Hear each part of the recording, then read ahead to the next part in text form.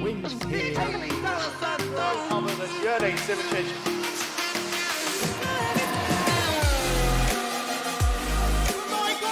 Oh, he's done it! Look at these two go! He's going to do it! His first victory! The World Championship is done. What a race it's been!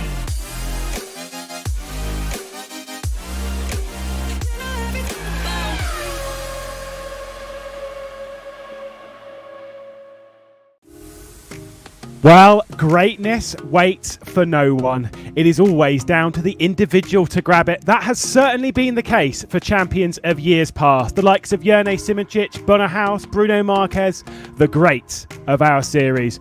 But now, as we move into this new year, this new era, it is a new opportunity for one of our competitors to take a step into that greatness. We will visit a slew of historic circuits over the course of 2022. From the Brickyard to the home of British motorsport, our calendar visits some of the absolute greats of modern motorsport, beginning here at Imola as we head 40 kilometres southeast of Bologna once again.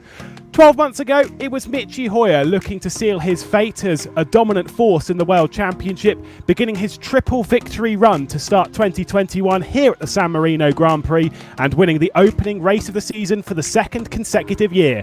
We'll have to wait and see if he'll make it a three-peat as we look to crown a new champion in Formula Sim Racing's highest tier. Our journey begins now in the Formula Sim Racing World Championship, now partnered by VCO eSports, as their continued push for the biggest and best in sim racing marks the start of this venture. And of course, a massive thanks to our continued sponsorship from Masita Esports. This evening, Felix van Delft will be bringing you all of the camera work here once again for the season open. He's been here with us all day across the Academy and Pro Championships. I'm Lewis McGlade. Alongside me in the commentary booth is Ewan O'Leary. Cameron Roger will be joining us down in the virtual pit lane as well. And Ewan, for the first time since 2017, we begin the season with no world champions on our grid, leaving this to be one of the most open seasons we've ever had.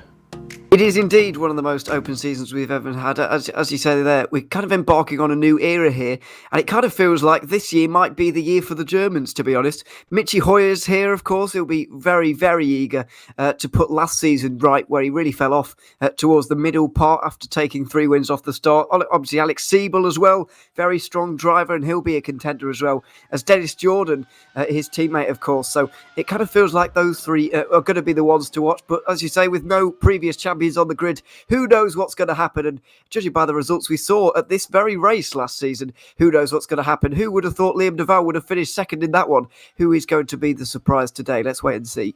We're going to jump straight into the qualifying session, which is already underway here at San Marino. And of course, the way it works, again, you saw it, 9 laps. Of course, that is an out lap, a time lap and an in lap, and you do that 3 times. Means we've only got 3 hot laps to do in this session. It is very, very tricky to make the most out of this car, but starting to see some of the new cars that we've got on the grid. We'll talk about that with Cameron Roger in a few moments' time, of course. But Ewan, these cars, fantastic to see some of the new teams as well. Arnage Competition presently on our screen. It is a great looking car.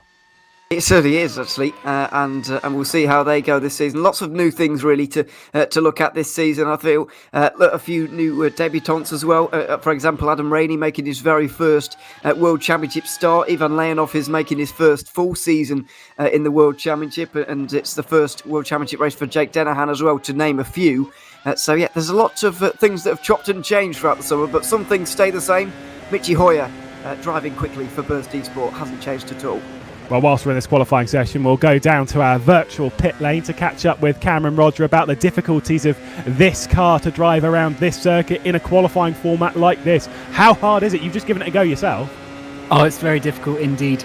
It's such a fast car through the corners that you really have to take the absolute the limit of the car through it, but that's so difficult. You want to be really pushing the limits, but then the rear starts giving up a little bit, and then the front starts being really tricky, especially this corner that Panzer's coming up to now, this Piratella fast left-hander. You think you're going in so fast, and that curb on the outside just eats you in if you overdo it. It's so difficult, and the drivers on these soft tyres, low fuel, are really going to be struggling, and that is how we're going to see it. But at the moment, less than a tenth covering the top 5, so looking very tight.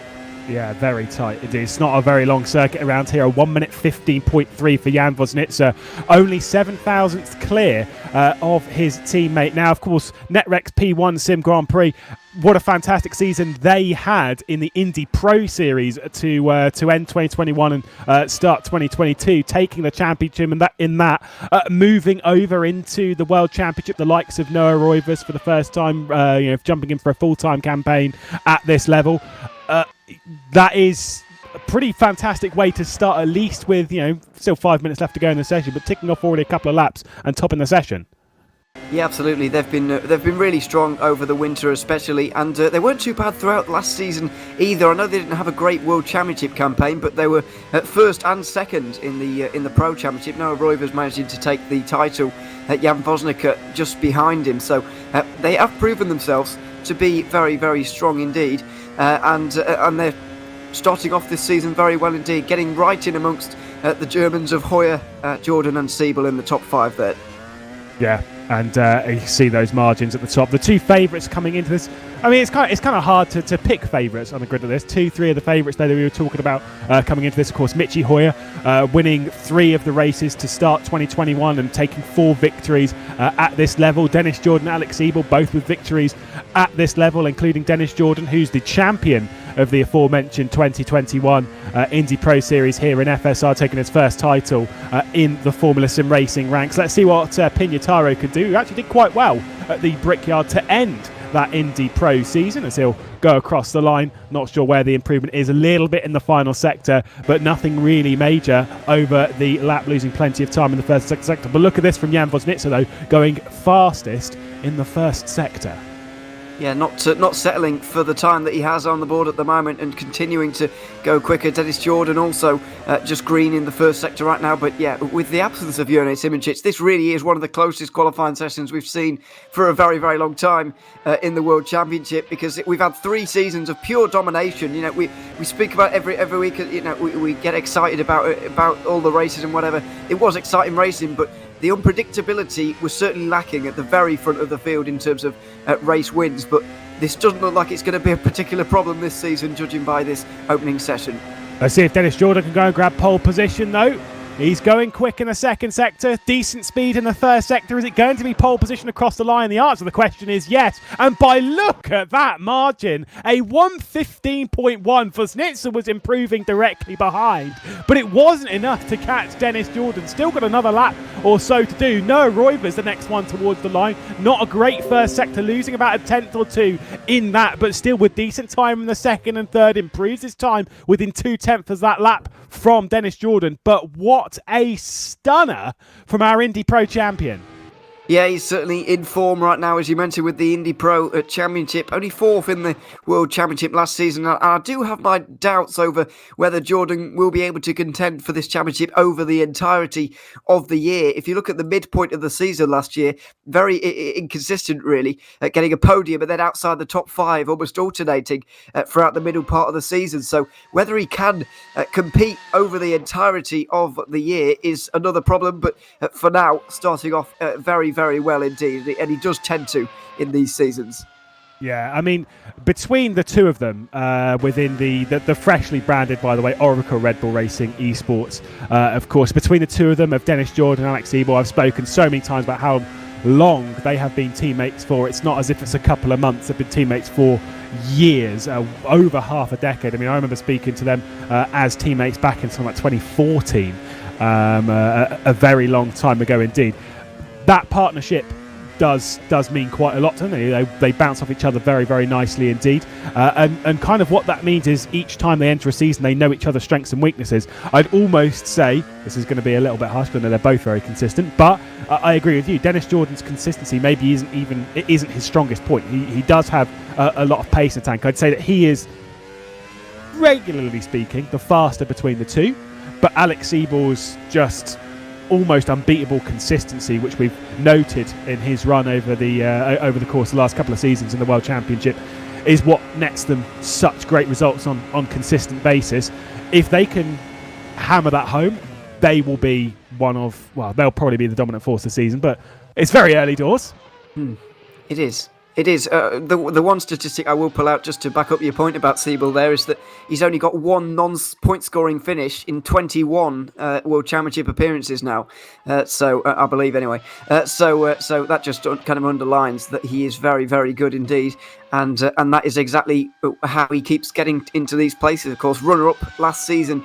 I know he's a good 54 points behind three-time champion Simicic, but second place in a World Championship is still not a bad result at all. Yeah, I think it's 18 consecutive point scores for Alex Siebel since basically the third round of the 2020 season. We ride on board with Dennis Jordan, who did not qualify very well around this circuit 12 months ago. I think it was only about 7th position that he managed to muster on that grid, a couple of positions behind Alex Siebel, taking much more control of this session as he enters his final lap. We'll ride on board as we'll see how quick this circuit comes about. Fastest in, or faster rather than at least his previous best in the first sector. Someone set a purple time earlier on the session that no one else has really been able to get clean of. Jan Vosnitzer though, also fast. Noah Roivers also fast. Didn't even pick up the Janus Brackstock for our Arnage competition. Jumps up into third spot. And speaking of his consistency, remember how good he was for Ghost Speed before moving over to HME and now over into the clutches of our Arnage competition. Dennis Jordan down to Variante Alta, super late on the brakes, takes the curbs very nicely, a little bit wide on exit, a little bit too much curb. Yeah, by the looks of things, Vosnica though, just about green in the first two sectors. Is it quite going to be enough though? He's only 82 thousandths behind Jordan right now.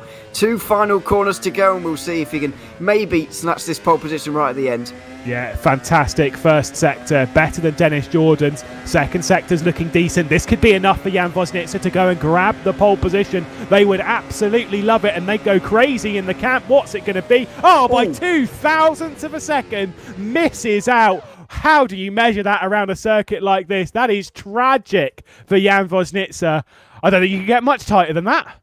No, absolutely not. A very, very close qualifying session indeed. And Colin Spork as well, making it very close. Only 400ths of a second down in third. Just look at some of these times. Very, very close indeed.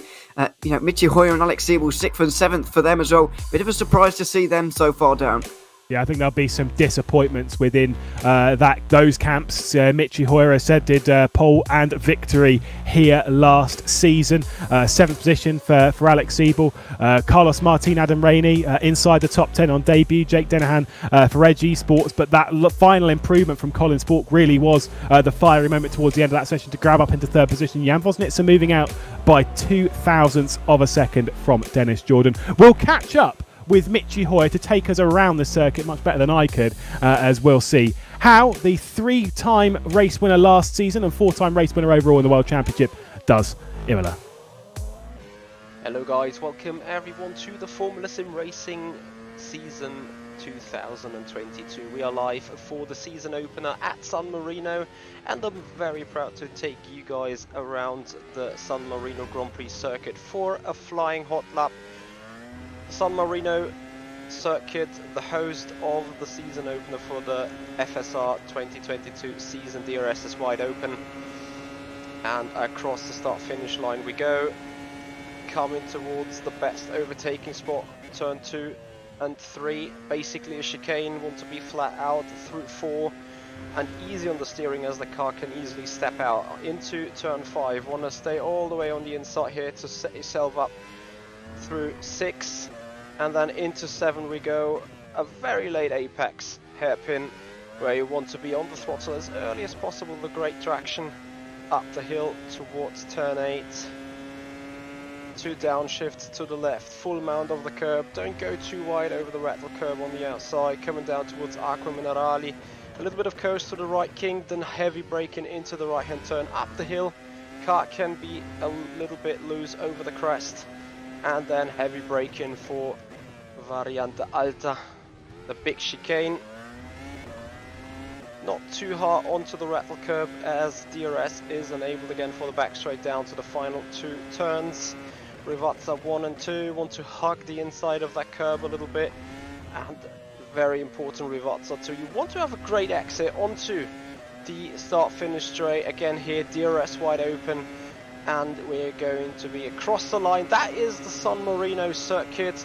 host of Race 1 for the FSR 2022. We got a great season ahead, and now I can't wait to see the drivers battling it out for the first win of the season.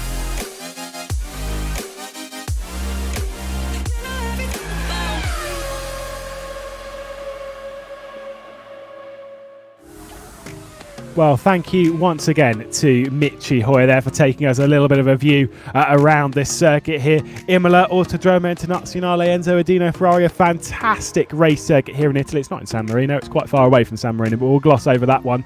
Qualifying, though, complete in a fantastic session it was. We'll head to Cameron Roger to ask any surprises from that session. I think really one of the main surprise actually is seeing the likes of Jan Wonska and Noah Rovers really step up towards this top level, getting up to that level so quickly. Obviously, they did so good in the Indy Pro Series and in the Pro Championship last year, but then to actually handle the pressure and come in and almost take pole position for Jan, I think was a really good result, and that sort of is going to make it a bit interesting for the strategies. I think we saw in the Pro Championship a few moments ago that the NetRex guys, they tried the one stop there and it seemed to work. The two stop was just a bit not enough for Grankvist, whereas here we've got an extra 13 laps. So I do wonder if we're going to see anyone try the one stop. I think the two stop is going to be the way to go in terms of raw pace, but then you're going to need to overtake. And then using the push to pass is going to be very important for that, as you have limited time, only 100 seconds over the whole race. There's not even 2 seconds a lap that you can use it for. So using that at the perfect times on your outlaps is going to be very important. And the last thing to note on that is the undercut is very powerful. I was going to ask, the tyre wear around here, how is it? Hard, easy, in the middle? I would say to do a one-stop is not easy. It's doable, but you can't really make mistakes. You can't go slide in the car. You've got to be very controlled, and you have to play the long game. Your stints are going to be 30-odd laps long, so you have to really be patient, maybe follow a car in front of you, use their DRS to pull you along in the slipstream a little bit, because the two-stop really is the easiest strategy, but you then have to push for pretty much the whole race to make it back. So it's quite an extreme of either being conservative or then pushing. There's no real in-between. Well, cheers, Cam. We'll catch up with you as the broadcast unfolds and as the race does indeed. But Ewan, again, what a tight way for the season to open. Just 2,000 per second to separate pole position. That is classic FSR. And I'm sure, probably watching on to some degree, it's proof that we don't need Jane Simicic to make this exciting. Yeah, absolutely. I don't think anybody was in any doubt about that, really, because poor guy. Just throwing him straight with we did like having Simicic here, but he was quite good.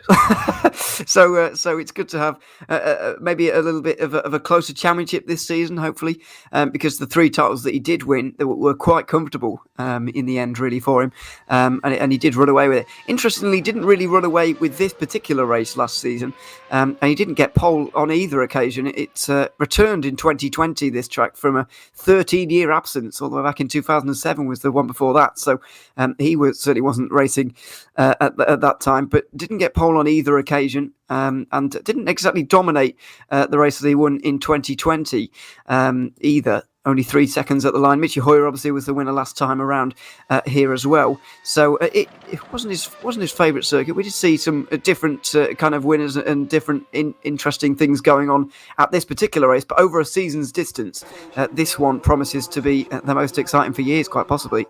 I think the thing that separates Jane Simicic from most of them was his consistency when it comes to grabbing podiums. Only one race last season that he took part in, he didn't get a podium, and that was why he ended up winning the championship. There's only one driver that I could really think of that has that level of consistency, and that is Alex Siebel. Just needs to find a bit more pace to go and grab those podiums on a more consistent basis, and let's be just consistent. Let's take a look at the starting grid, though, for the first round of the season. Dennis Jordan, Jan Vosnitzer will start from the front row of the grid alongside Colin Spork for Unicorns of Love and Janis Brackshot for Arnage Competition. Watch out for those pink cars on the second row of the grid. Noah Roivers with Michi Hoyer, the race winner here 12 months ago. Alex Ebel for Oracle Red Bull Racing Esports, way behind his teammate Carlos Martin, starts from 8th place. The final 2 positions within inside the top 10. Adam Rainey starts off his World Championship career inside the top 10 with Jake Denan for Edge Esports. Even Leonov, who did well earlier on in the day with Zolt Schuch alongside for Ground Effect. Robin Panzar returns to the World Championship with Laurent Kiersmakers and Sandar Callis. Damian Skovron behind, one driver that we know has fantastic pace and consistency, but only down in 16th position alongside Tom Oldermenger, Robert Pignataro, Liam Rance and Antonius Camaralagas starting from the rear. Not a great start to the season from TR powered by Geeks Energy. They are very much the new team to the Formula Sim Racing World Championship, and the expectation is that they are going to struggle early doors but might well figure it out as the season goes, and that's how we all have to do it. Yeah, absolutely. I mean, Liam Rance is going to be very familiar with the rFactor 2 platform. There's no doubt about that. He's traditionally, I was searching for there. Traditionally, a kind of a GT driver, endurance kind of driver. So this is a step into the unknown a little bit. But yeah, looking at the tyre choices at the moment. Obviously, Cam was talking about the different implications of 1 stopping, 2 stopping, all of the tyre compounds. How good are they? How bad are they? Etc. There's a fairly decent split of different compounds going on at the moment. Dennis Jordan on the mediums, but the 3 behind him on soft. So he's going to be under fire immediately in this race. Get a final word from Cam Roger before we start this race. This being the Formula Pro car, a car that some of these teams have taken part in before, but never in a race this long. How do you think that's going to play into it? I think it's going to be quite different to the races that they've done before. Interesting to see a lot of guys starting on the medium, so watch out later on in the race. They're going to be very fast on the soft with a lot lighter fuel by the time we get to that stage as well. Whereas the guys starting on the soft now, they're effectively going to be a bit slower later on in the race. However, they might be able to gain some track position early on in the race. So yeah, it's going to be a very exciting one. Battle of the 1 stops, battle of the 2 stops. So yeah, let's see how this one goes. Ewan, who's doing it for you? Who's winning this race? I quite fancy Dennis Jordan to hold on here, I've got to be honest. But I will be looking out for Braxock. A little bit of a surprise. You wouldn't have said that at the start of the day that he might win, but I think he might produce something today, at least a podium for him. Yeah, Janis Brakshock had said before his consistency within the World Championship has actually been pretty impressive in years past. Remember his run in 2020 where he scored points in every single race up until the final one of that season. Fantastic podiums at Germany and Italy. We won't speak about that one in 2019. It was a bit of an incident late on in the race between himself. I think it was Martin Gosby and Jerne Simoncic. The front of the grid, though, is about to be set. Dennis Jordan, Jan Vosnitzer, they'll have to wait a fair while for everyone else to line up on the grid. 20 cars here in San Marino for the San Marino Grand Prix here at Imola to start off yet another season in the Formula Sim Racing World Championship. Many thanks to our broadcast partners VCO and sponsorship from Masita Esports as we'll ready our season. I think it might be one of the Netrex cars that's slightly out of line in the form of Ivan Leonov, but the lights are going to come on and we are ready once again to get a season underway in the Formula Sim Racing World Championship. It is go, and look at Colin Spork. He had the best start from 3rd spot, nearly got past Dennis Jordan, who just bogged down completely, and Jan Vosnitz has taken the race lead. There's been a contact as well, and Colin Spork's gone straight over at Tamburello. Yeah, straight across. Jordan didn't give him a lot of room there, and he had a really poor start. These medium tyres not biting in very well at all off of the start by the looks of things. He's fallen back a little bit, but looks like a fairly clean start from everybody else behind. Yeah, fantastic stuff from Jan Vosnitzer to just take over that race lead. I mean, might have just been poor reactions from Dennis Jordan. We'll have to wait until post-race to understand exactly what's happened, as our focus now on the race winner 12 months ago, Michi Hoyer, 6th position. No progress made in the early stages on that run down to Tamburello for the first time. Back up to Colin Spork in 4th spot. There's Dennis Jordan going straight over, and here comes Janis Brakshock for Arnaud's competition to grab 2nd. Yeah, it couldn't really not take that opportunity there. Jordan struggling on this first lap, maybe with a bit of tyre temperature issues, just getting these tyres to really get going in this race, or indeed the soft tyres maybe even a lot better than we thought than the medium tyres. We'll wait and see on that one, but he's going to have a lot of defending to do here, is Jordan, because Spork is right behind him again, and these two clashed this time last lap on lap 1, so we'll see how it goes this time. I think there's going to be little resistance put up by Jordan on the 2nd lap though. Welcome, Unicorns of Love, to the Formula Sim Racing World Championship. Did fantastic things in the VCO. ERWC looks down the inside to grab third position, squeezes Dennis Jordan a little bit in the braking zone into Tamburello. A very typical move as Noah Roivers now looking to the outside of Dennis Jordan as we run down towards Variante Villeneuve. Is there an opportunity for Roivers to find his way through? The answer to that question is a very solid no, as it is medium tired runners directly behind Dennis Jordan. He'll be aware of that. He'll be getting the call from his teammate Alex Siebel as to what's happening between those two of Roivers and Hoyer that sit between the two Oracle Red Bull Racing eSports cars. But up towards Piratella, here comes Roivers. Yeah, Jordan struggling so much at the moment, and it's not even those who are on soft tyres now getting through on him, because Noah Roivers is on the same compound as him, but still had no defence there whatsoever. Up the hill there towards Piratella, turn 9, straight down the inside, and there was absolutely nothing Jordan could do once again. Now Mitchy Hoyer is going to be have seen this. He's going to fancy his chances as well, you'd imagine. This is a remarkable start from Jordan, losing 4 places in only 2 laps. Well, down to Cameron Roger. What is going on with Dennis Jordan right now? Seeming to struggle on speed in the early stages of this first running of the San Marino Grand Prix to open the season. Yeah, looking how quick he was in qualifying, he's clearly got the car underneath him. I just wonder if he's just taking the beginning part of this race a bit more careful. Obviously, this is the important part for the tyres. Got Mitchy Hoyer just coming up right behind him now. Is this going to be another position lost, or is he just going to sit there behind? He's going to sit there behind. But I do think that Jordan is just going to be taking this a little bit more calmly and trying to not really lose too much time fighting the guys ahead and keeping those tyres in good position, maybe to try a bit of an audacious one-stop. Gotta say, Ivan Leonov started from 11th position there. He's going wide. That's no Roivers. Roivers gone straight on. Oh my goodness. Now he's dropping all that position. All that hard work he did to get up into 4th spot is gone. Yeah, absolutely. It would look like a little bit of a mistake on the exit of the Villeneuve chicane there, just getting onto the gravel and couldn't really gather himself up very quickly at all. So he's dropped down to 7th place now, and Jordan is once again the cork in the bottle here. We'll be interested to see how Roivers managed to get himself off the road, but he was certainly a long way off and really quite out of control when we looked at him. Yeah, 1 stop, 2 stop. That's the real question of the day. And if this is a 2 stop for Noah Roivers, it has just bitten quite a hard bullet right there by just not being able to make much progress after passing. You can see DRS wide open on quite a few of these cars coming down into the final couple of corners. That is the expectation. 2 DRS zones here at Imola. One on the start finish straight just as we pass the start the start of the pit lane, as we can see it flat right open for Mitchy Hoyer. You can see it opening up on your graphics as well. We're right on board with Alex Siebel. Oh, there goes Mitchy Hoyer to the inside of Dennis Jordan, coming down into Tamburello. I was thinking it might have been Siebel, but it's Jordan who's gone straight on to hold the position, and here comes Alex Siebel. Oh, and Mitchy Hoyer off the road. He's going to get overtaken by Roivers, and Leonov now is having a fantastic start. Siebel gets through on Jordan, making a great start for Siebel.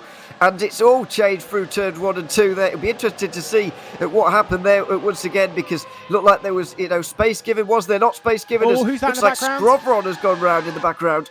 Oh, just lighting it up too much on the rear end on the exit of Tozer. So easy to do around a circuit like this, where you're slightly off-cambered and slightly just eager on the power, shall we say. We're on board with Mitchy Hoyer to see what happened. I mean, a little bit of contact, not too much space given. Kind of the expectation of hard racing, and he just understeers straight off the track. Yeah, the second part of that certainly was just a bit of understeer there. Whether he gave enough room to Jordan is questionable, but I think there was just not a lot of room there really, and they were diving into this turn here. Does Jordan make a very big effort to make the corner? I feel like he doesn't really, but let's see on board from his perspective. Feels like he's just going deep into the corner, really, kind of on his own almost, and holds the place. But Hoyer went wide anyway, and then Siebel got through on him, so I'm not sure Jordan really gained very much out of it at all. He's just been overtaken on live pictures by Noah Roivers there straight away.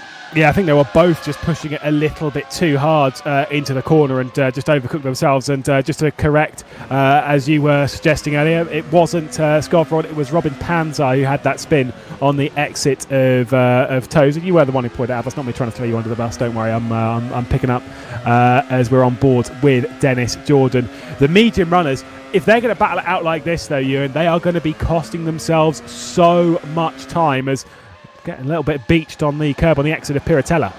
Yeah, they're just shooting each other in the foot, really. You could argue, but then again, if you're stuck behind Jordan, you see him losing all those places. Do you want to be behind him? Because you might be losing time anyway. But So Royver's decided it was a good idea to go through, and it's kind of kicked all this off. And it's not really calmed down ever since, really, because Leonov and Martin are now into this fight, and they're going to be very, very eager to get through here in the next few moments on those soft compound tyres. They are drivers who need to get through and make hay while the sun shines, so to speak, while they're on the faster compound. So while these medium tyre runners might be quite content to sit behind one another, Leonov and Martin certainly won't be. Well, the top three clearing away from everyone else. We'll see if Ivan Leonov will be able to get down the inside of Dennis Jordan. The answer to that question is very solid no. Got to remember, by the way, between Colin Spork and Jan Vosnitsa, those two are both teams run by Netrex. Of course, Unicorns of Love, through that partnership they made doing the VCO eSports Racing World Cup. That partnership continues here into the Formula Sim Racing World Championship as they grab Colin Spork back off of Team Redline. Fantastic partnership, but surely Spork's not going to do too much on the back end of Jan Vosnitsa. Janis Brakshock happy just to be towed along for the ride at the moment. The train behind contains Siebel, Roivers, Jordan, Leonov, Martin, Hoyer, who's now down to ninth spot, Adam Rainey, who's got himself back inside the top 10. Then you've got Jake Denahan, Zoltz Schuch and Sandar Callas. Realistically, the final parts of this train, the other runners being Laurent Kiersmakers, Skovron, Oldemenga, Liam Rantz, Pignataro, Panzar, and of course Karaligos, who starts from the back and is currently running in that final spot, now behind the Swede of Robin Panzar. Yeah, indeed, it's a very, very close train all the way from fourth position, and not everyone wants to really be here. I've got to say, it's fairly calm up front as I'm just trying to monitor the gap there. Spork trying for a move, quite possibly, but here in fourth place, Roivers is going very easily through on Siebel there, and Leonov doing the same to Jordan by the looks of things. Yeah, but it looks like Jordan might well fight this one a little bit too much. Down to the inside at the first part of Tamburello. That was a bit brave. If the contact model had been picking it up, he might well have lost, in a sense, part of his front wing from doing that. Got a little bit of damage on the nose of that Oracle Red Bull Racing eSports car. Little bit unwise potentially to leave it down the inside of a soft tyre runner, Ivan Leonov. Again, play the long game. We know that Siebel and Jordan are very, very good at that. Same with the likes of Michi Hoyer. It's why those three Germans realistically might well be some of the favourites across this championship. But favourites are being put by the wayside as Vosnitsa and Spork are starting to pull away from Janis Brakshock. This is great stuff from the top two. Yeah, absolutely. I just wonder if there's been a bit of a mistake away from our cameras there, but Spork certainly looks like in the last couple of laps, as we get into and kind of bed into this stint, he's getting quicker and quicker and quicker. Vosnika's kind of been keeping at the same pace, a very good pace, because he's leaving Brakshock behind, but Spork is just getting faster and faster at the moment, and it doesn't look like anybody can really stop him. He got very close to a move last lap, and here he comes this time. Yeah, Sport grabbing the race lead then for Unicorns of Love. They really are welcoming themselves to the Formula Sim Racing World Championship. Colin Spork to the front of the field ahead of Jan Vosnitsa as they're side by side behind. There's Ivan Leonov grabbing the position off of Alex Siebel, and also one behind from Carlos Martin. The Unicorns of Love up past Dennis Jordan as well. The Red Bull Racing eSports are dropping backwards at the moment on this grid, and now Dennis Jordan has to come toe-to-toe with Michi Hoyer, who came to blows at Tamburello a few laps ago.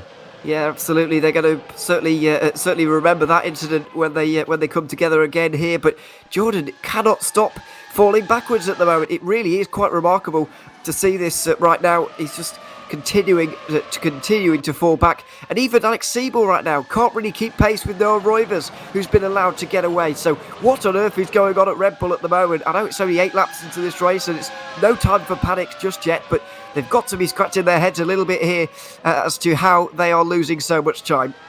Did go down to Cam Roger about this a bit earlier. We will do once again as to the struggles of Oracle Red Bull Racing eSports in comparison. What do you think is going on here with those Red Bull cars comparatively to Noah Roivers? Roivers seems to have the medium tyres under his belt at the moment and gaining the speed. Why is that? I think it's just a difference of, I think the Netrex cars are sort of pushing at the moment. I think they're trying to get to the track position, trying to get ahead as we see.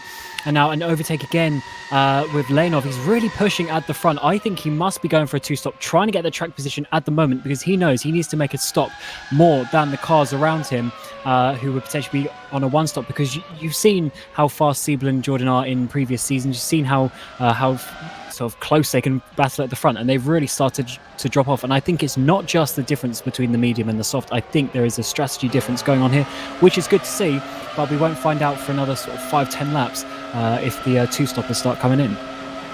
whilst we're with you, what is the expected window with the two stops? When are we expecting those to jump into the lane? I think most people would literally split the race into 3, so about 21 laps each stint, give or take a lap here or there, because even the guys on the mediums are still a very good time. You can push them quite a lot, so I think it'll be pretty even in that regard. And then regarding the one stop, for the likes starting on the medium, they've got to go at least sort of 33 laps to leave about 30 laps on the soft at the end. Well, cheers, Cam. We'll come back to you a few more times throughout this race. I'm absolutely sure as we do take our steps into the unknown with this Formula Pro car here on rFactor 2. Carlos Martin we ride on board with, looking for a position on Alex Siebel, who also has DRS on Roivers. Yeah, this kind of DRS train does make things difficult, but it's not going to prevent Martin from giving this a go. You're going to have a look down the inside, but there's not a lot of space there, let's be honest, into the first chicane there. You can't really stick your nose down the inside. We saw what happened with Richie Hoyer earlier on. Do you really want to be sticking your nose down the inside? Because sometimes the car on the outside will just drive across the gravel and stay in front of you anyway. So it's a lose-lose situation on some occasions.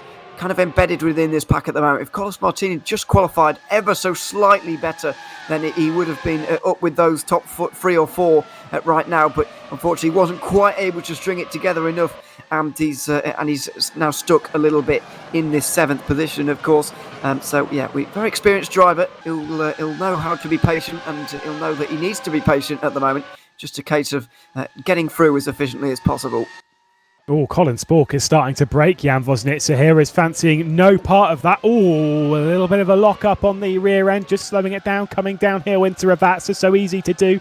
Was pulling away to the tune of nearly a second on Jan Vosnitzer, but after that little moment, Jan Vosnitzer was able to close back in, not to within DRS range, which is 0.7 of a second, I'm wisely informed, in this. And so, unfortunately, no DRS for Jan Vosnitzer, but we know that DRS is not the only tool they have at their disposal. They can also use a push to pass as well. Yeah, absolutely. That is going to be very, very helpful. But it's only 100 seconds throughout the race, and if you divide that by the 63 laps, that's about less than a second and a half a lap when you figure things out. Obviously, you won't need to use it every lap, and you'll have to be a bit more efficient than that. But while it sounds like a lot of this race, it really isn't when you actually start to drill down like that. So you're going to have to be careful with it, even though that is going to be very helpful. And I think at a circuit like this one in particular, it's going to be helpful. It's not going to be as much of a factor at some of the other circuits that we're going to this season. Got to say, by the way, as much as there is a couple of breaks appearing in this train, when you consider who is in this train when it comes to our FSR World Championship mainstays, the likes of Alex Siebel, Carlos Martin, Dennis Jordan, Mitchie Hoyer, the fact Noah Roivers, rookie for the full time running in the Formula SimRacing World Championship, is running towards the head of this train. And also, a bit of a shout out to Jake Dennehan and Adam Rainey, who are sat on the rear end of this train and are starting to sort of mess with the bigger names of the World Championship, which for them too, I think is a good little step into 2022. Yeah, absolutely. It's Carlos Martin, just getting distracted by Carlos Martin here because he's going through on Alex Siebel. No arguments about that one. May even have been a bit of push to pass there because it looked like he had a staggering amount of speed compared to the Red Bull driver. Like I say, you use that push to pass at the right time. You can fly past, but you've kind of got to hope that they're not using it and not going to try and react to it. 100 seconds. When you really think about that, if you use the same amount, every single lap throughout the entire race, not that you would ever do that, you're obviously saving it up over some laps, but say you used it, it's only 2 seconds a lap. That 100 seconds flies past very, very quickly indeed. You want to save that for later in the race. You want to make sure that you can really start to push this. It's kind of how it used to be back in sort of 2018, 19, 20, when we were, obviously different mix modes and stuff, which I think they still do. But running the different mix modes back then, it was quali boost, which was almost like the push to pass, and they were just waiting for the right time. You only had a certain amount that you could use through the race before the engine literally blew up. And so they knew how long it was, and they were waiting for the right time to do it, and they were saving it up through the race. The amount of engine explosions we had in that season, it was not cheap. I think the consequences this year, thankfully, a little bit less extraordinary, thankfully. But yeah, it's certainly something that you'll have to think about once again in 2022. As there are kind of a load of new challenges, and in terms of the tyres, Cam's been talking about limiting the sliding and keeping the temperature down and so on and so forth. these are all things that haven't really been as much of a factor or not a factor at all in previous seasons, and now all of a sudden they are. Obviously a new car as well, new era with no previous champions on the grid this season. It really is very, very unpredictable indeed, and I don't think many people would have said that Colin Sport would be out front at the moment, leading this race by over a second, and I don't think people would have predicted Siebel, Jordan and Hoyer all being outside of the top 6. Well, we know that Colin Spork is a fantastic driver. Of course, did have a podium last season, I believe, driving for Edge eSports, which now have a partnership with NetRex, meaning that NetRex realistically have 8 cars on the grid. We'll get over that. That's absolutely fine. But did take a podium on the Streets of Azure halfway through last season. Had a couple of decent debut races. Well, didn't have the results from them, 11th in the retirement, but did start off a World Championship career in fantastic form. Did Colin Spork, and I think that's kind of more of a continuation of that and consolidation of basically being a World Championship driver. Same with Noah Roivers, who of course is our 2021 Pro Series champion, in fantastic form as well. Sat there just behind Ivan Leonov. I don't think there'll be any attacks between those two, as yes, there is 2 NetRex drivers sat right there. There's a lot of them, was good. Yes, there are quite a few, but who can blame them for getting as many people out there as possible, because they are the team in form, especially around the Formula Sim Racing kind of scene at the moment. As you mentioned, they're Pro Champions last season, Indy Pro Champions as well in terms of the teams. So they're flying at the moment. They really are. And it just remains to be seen how they do over a whole season's length. They've already proved that they can on the second tier of Formula Sim Racing, and whether they can at the very top remains to be seen, of course. But yeah, who can blame them for getting as many people out here as possible?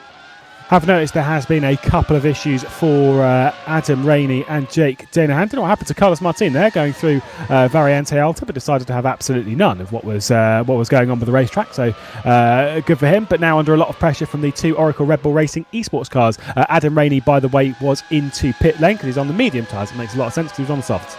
I can keep up.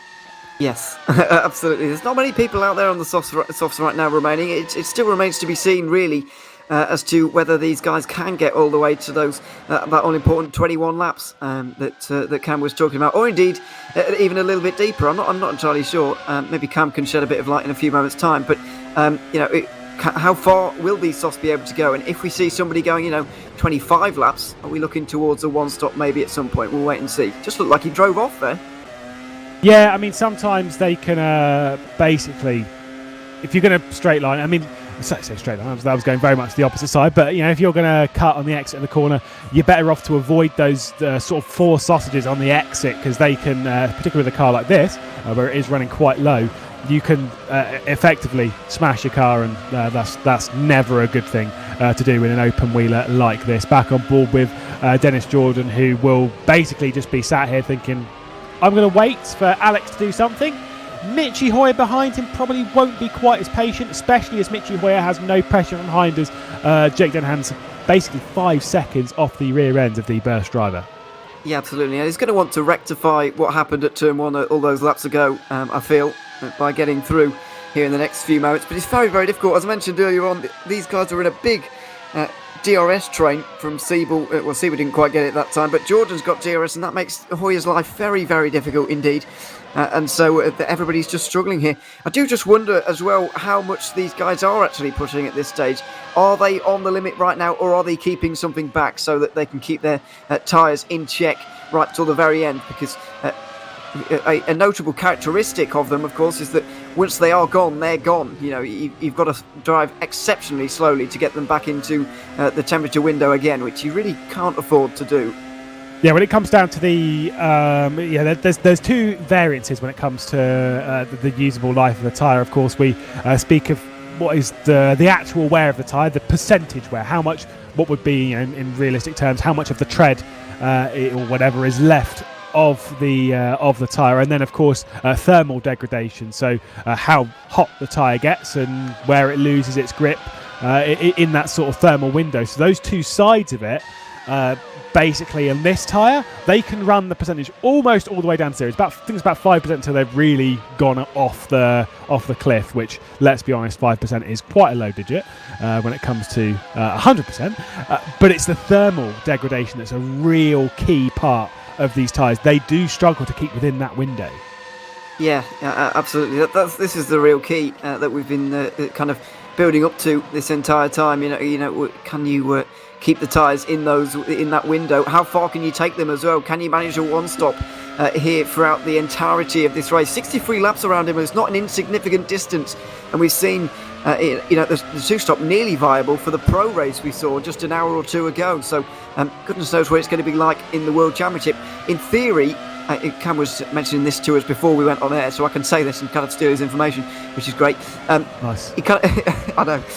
He said that the two-stop kind of on paper would be faster, but can you make your way through the traffic? That really is the key. And judging by what we've seen so far, it's not impossible, but you can get stuck like we're seeing here in the back part of the top 10.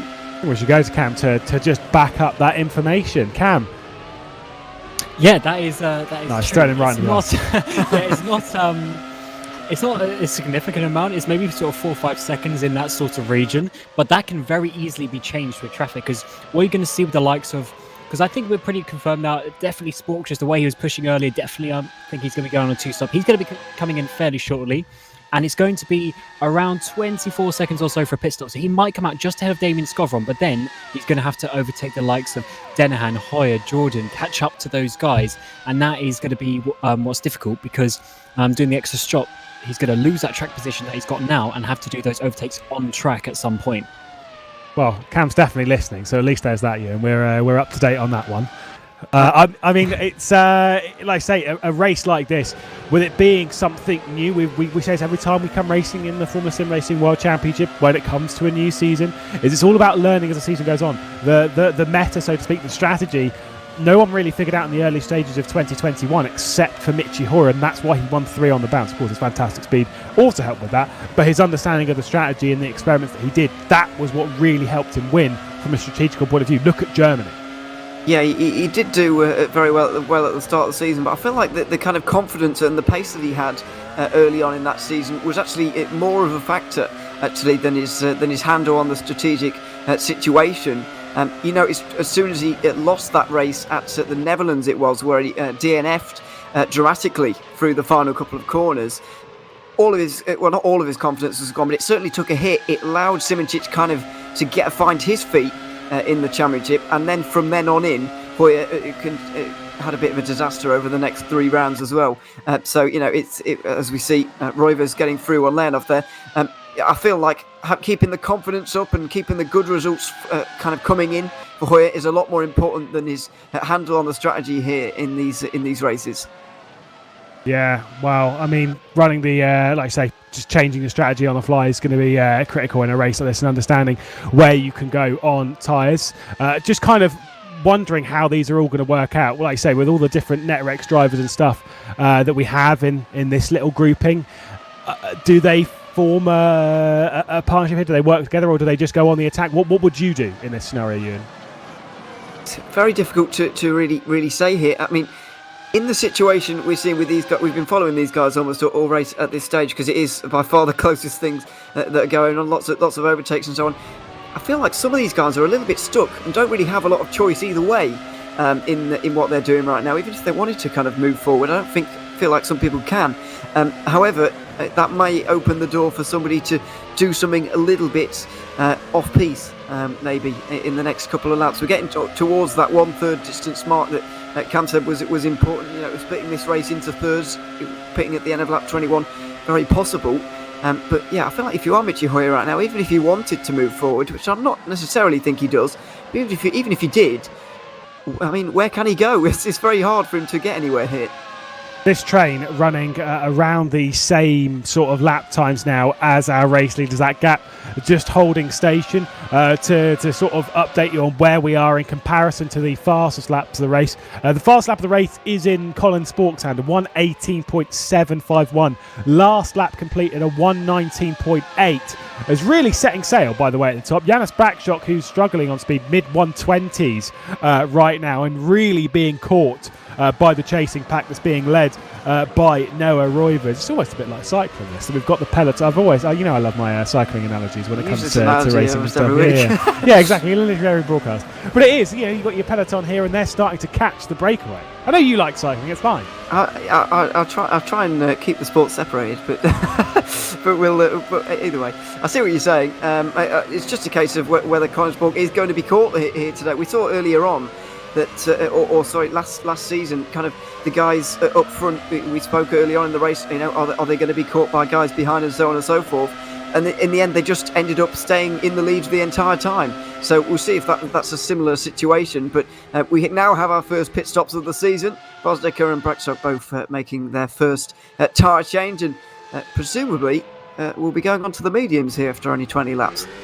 They are indeed soft compound tyres, though, for Jan Vosnicer. You can tell by the white sidewalls. Of course, we've got different tyre compounds within the Formula Sim Racing World Championship, and Vosnicer decides it's time to start setting some lap times and continue to set those lap times and try and maybe use the undercut that Cam was talking about to get past Colin Spork.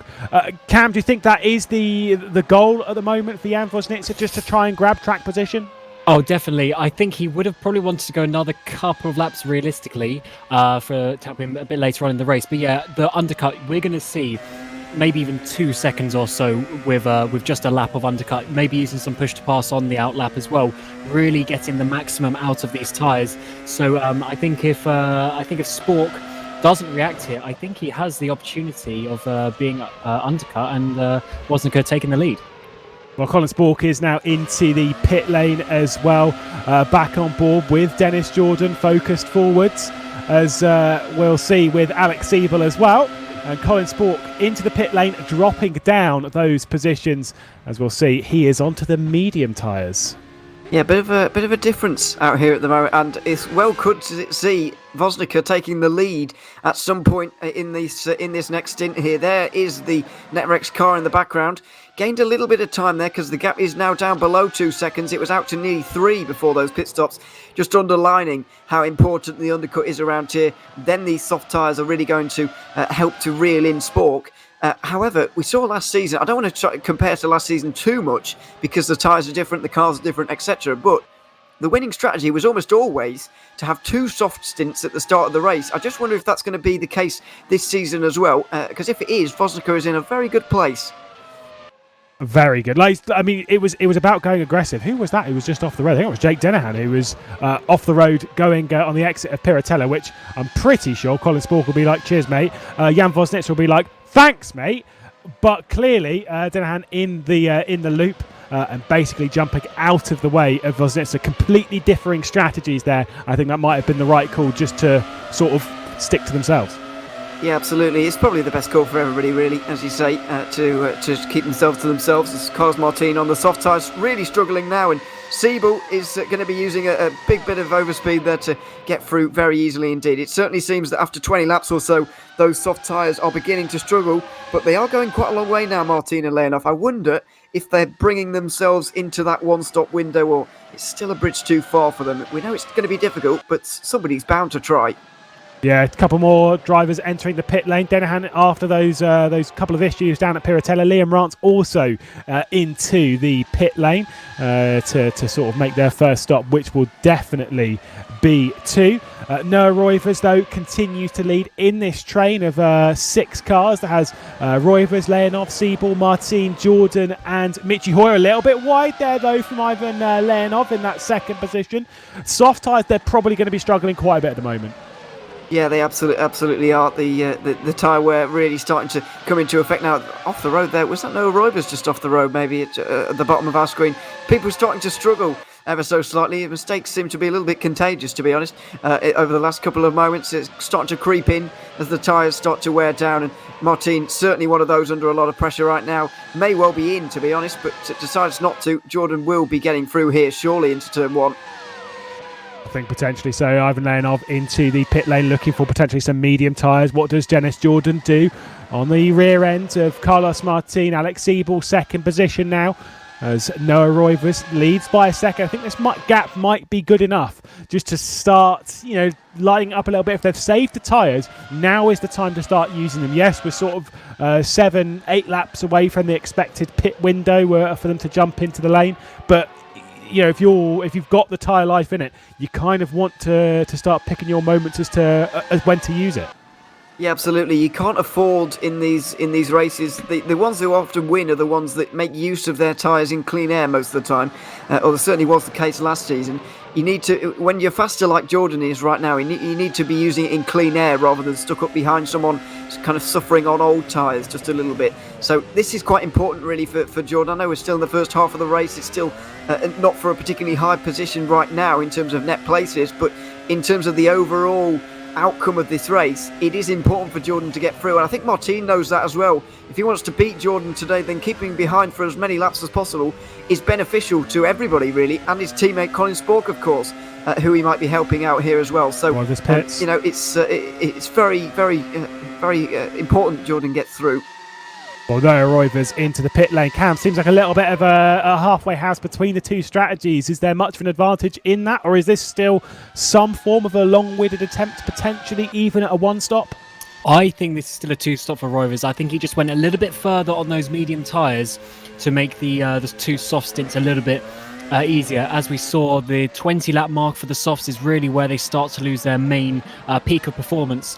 So he's sort of giving himself a nice, sort of more comfortable end to the race on double softs, I would say, because there's no way he's going to get these softs to the end of the race. But interesting that he's only done 25 laps, because if we've seen the likes of maybe these Red Bull cars, Michi Hoy, going for that one stop, they're going to have to go another maybe even 10 laps on these mediums to make that work. And that undercut the Roivers is effectively going to get on them on the soft is going to be quite big. So this could be an important stint for the Dutchman. Well, we're going to see quite how far these soft tyres are going to go, at least in this race, in the hands of Carlos Martin, sat behind Alex Seeble, and he's just kind of waiting. Is he going to bail into the pit lane this time and follow the other Netrex drivers that have been running this slightly more aggressive two-stop strategy? Or is he going to remain out on the racetrack? He's staying out. Yeah, he is, and this is with every lap he does, he's pushing himself towards this one-stop strategy that he might be executing here, and it might change the thoughts of Siebel, Jordan and Hoyer. Will they decide for it as well? Oh. Martin even trying to go forwards here. Old soft tyres, trying to take the lead, but it's not quite worked out. I don't know how many laps Carlos Martin has led in his World Championship career. I do not believe it is many. The gaggle really does continue. Alex Seeble leads here at Imola as there is 4 for that race lead. All yet to make their pit stop. Dennis Jordan straight to the inside as they break for Toza. Opens the door potentially even for Michi Hoyer. On the exit of the corner though, the drive off from Carlos Martin is fantastic. Up towards Piratella. Dennis Jordan to the inside to make it an Oracle Red Bull Racing Esports 1-2. Yeah, Martin really made a mistake by trying to overtake Siebel there. He really did. I don't really see the point of doing that at the moment. He's on old soft tyres with guys on mediums around him in better shape. So if that move didn't come off, like we just saw, he was always going to get overtaken by at least Jordan. And he's lucky Hoyer didn't follow him through as well here, really. Because that would have been a very easy move if Hoyer was a little bit closer.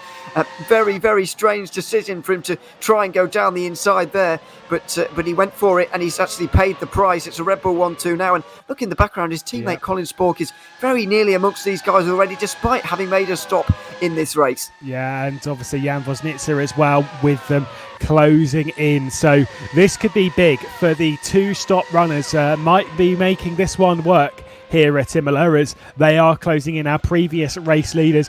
The confusing thing of strategy is that it is wide open and no one really knows which one the correct one is. It might well work out that even through the middle point of this race, the two-stop strategy looks like it's going to work well, but even in the final moments, just as a switch happens, it might then go back the way of the one-stop. We just simply do not know. All we do know is that Colin Spork and Jan Vosnitzer are doing everything they can to basically drag their cars, extract the very most out of them to try and seal this victory. But this is exactly what Cam was saying earlier, Ewan, and what you brought up as well, is they need to sieve their way through these 4. They cannot waste time right now. Yeah, admittedly, Spork is going to have to get through less traffic than I was expecting, actually. When I made the point, I was thinking, this field is going to stay very close. He might well come out, down outside the top 10 and then have to overtake a load of cars. But in the end, the field has got quite spread out quite quickly to a degree that I wasn't quite expecting. and quite a lot of those guys outside the top 10 are pitted as well, making Spork's life a lot easier. And already he's on the back of these guys. Everybody in this top 6 will say have got the same amount of stops remaining, and there's still over half of this race to go for him to pick and choose his moments, and one of them is a teammate, of course. Yeah, well, I'm sure he's using push to pass at the moment. He certainly has a DRS. He's slightly alongside Michi Hoyer. He's just squeezing on the run down into Tamburello. And Michi Hoyer is going to hold on at least for now. And every single corner, every apex, every lap that Colin Spork and Jan Vosnitsa are not able to clear this pack is another lap where their victory charge becomes slightly more difficult. And I've always said with these kind of trains is that the first lap you catch them, that is the time you need to pounce. If you sit there for a couple of laps, you start running at their pace, you start doing what they're doing, and that is when you can really kiss this victory goodbye. Yeah, absolutely. I would agree under normal circumstances, but I think that the fact Spork has a teammate here is helpful, and that might just alleviate some of those problems. Although Marty's just made a mistake, there could be a bit of a double pass going on here down the inside of Hoyer. Nice move there from Spork, opportunistic to say the least. Oh, and there's contact as well.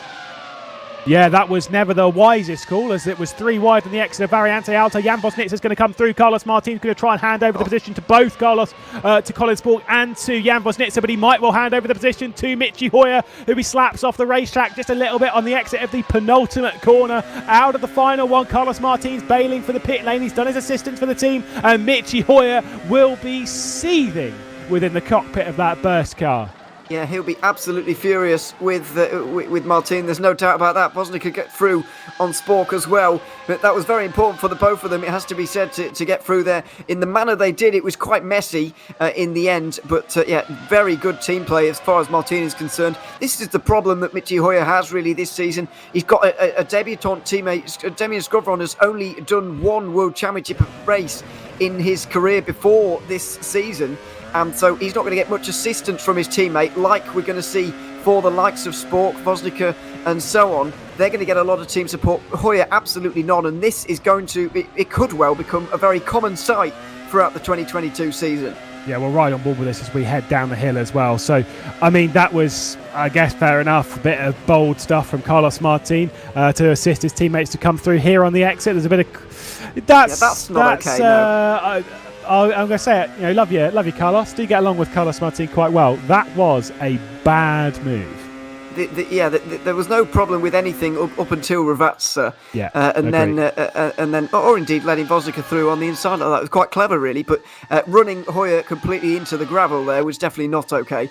And so he may well come under fire from the stewards for that one, and hopefully does. Well, a switch from the race lead then as Dennis Jordan retakes over the front of the field. Not fought at all from Alex Siebel as they are starting to feel the pressure. Red Bull's running 1 and 2, but the pressure is behind from 2. Again, this is the sister teammates to clarify as to what's happening with NetRex. We have 4 teams essentially run in partnership with NetRex. You obviously have the NetRex car itself, being NetRex Grand Prix, and the NetRex P1 Sim Grand Prix. Those are the out-and-out, definitely 110% NetRex. Unicorns of Love are in partnership with NetRex running their drivers, and there is also a partnership between them and Edge eSports as well, as memory serves. So it is those 4 that are sort of in partnership. It's just how they view the partnerships and how strong that partnership is, and also how they play with each other. I am wisely informed, same as it was with Burst and even back ACR Zack Speed back in the day, and potentially less so with Precision, maybe with Twister, we don't know. But there isn't team orders within the camps. It's just realistically get out there and go racing. If you want to assist, help each other out, but just get out there and go racing. Yeah, that seems to have been taken on by everybody so far in this season as well, which is good to see. Vosnica now on the back of the Red Bulls, and this could be a problem for the both of them. But what they can do, of course, is play off of each other here, Jordan and Siebel, to try and keep those 2 behind. They're doing a very good job just for the moment. If they can keep these 2 behind until their pit stop, then they'll be in a great place, but it's going to be very difficult to do that. Great move by Vosnica, and a good opportunity here for Spork to get through as well. Oh, they're both going for gaps that do not exist. Colin Spork trying to get to the outside of Tozer. Noah Roivers basically just pushed off by Alex Ebel. I think it was more his own mistake running through the exit there. Alex Ebel had just about given enough room, at least from my eye. Might have just been a slight brush between the two of them. Alex Ebel holding on for dear life at the moment to try and basically keep the two behind at bay for the next couple of laps, as they'll be heading into the pit lane after that to try and eye up a one-stop strategy that might well potentially come out victorious. Halfway point in the race is on its way, and we really don't know which strategy is the best and who is coming out on top today. Alex Ebel defensive down the hill, down towards rFactor. Colin Spork, no way to go right now. Neither is Jan Vosnitzer. Yeah, absolutely. It's a very tight and twisty track, of course, and it's very difficult to overtake, as we're seeing right now. Sibyl's doing a great job as well, but now finally Spork is able to get alongside him, and Vosnica looks like he's going to easily sail on past as well. Yeah, that was not a particularly difficult move from those two. Once they'd saved up enough push to pass, saved up the timing for the DRS, they both get their way past Alex Siebel, and Siebel, who finished runner-up in 2021, if memory serves. So he'll have to fight that one on a little bit more at a later date. Another retirement to add to the list is Komaligos, retired a bit earlier on the race. Adam Rainey joins the ranks of retirements across the opening Grand Prix of this season, despite having some good pace a bit earlier on. Not sure what happened to the Netrex Grand Prix driver, but only 2 retirements from the day.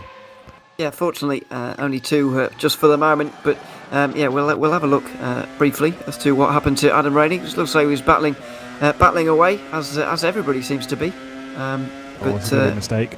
It could well be. Yeah, just on the curb and into the barriers there on the left-hand side through the Villeneuve chicane. Surprised we haven't seen a little bit more of that, got to be honest, because it's very difficult the barriers are quite close around here, is what I mean. So, surprised that hasn't happened a little bit more often. But yeah, only 2 retirements for the first half of this race. Yeah, just hooked a little bit too much on the left-hand side. Race lead about to disappear from the clutches of Dennis Jordan, as here comes Colin Spork to retake the race lead for Unicorns of Love. Nice, easy move again. DRS and push to pass, and Jan Vosnitzer's going to go the other way around, down towards Tamburello. It returns to... Oh, no, maybe not, as Jan Vosnitzer's under a lot of pressure from Dennis Jordan to hold on to that. Of course, there is just not enough grip going the way of the 27, and Jan Vosnitzer grabs second. Colin Spork back to the race lead.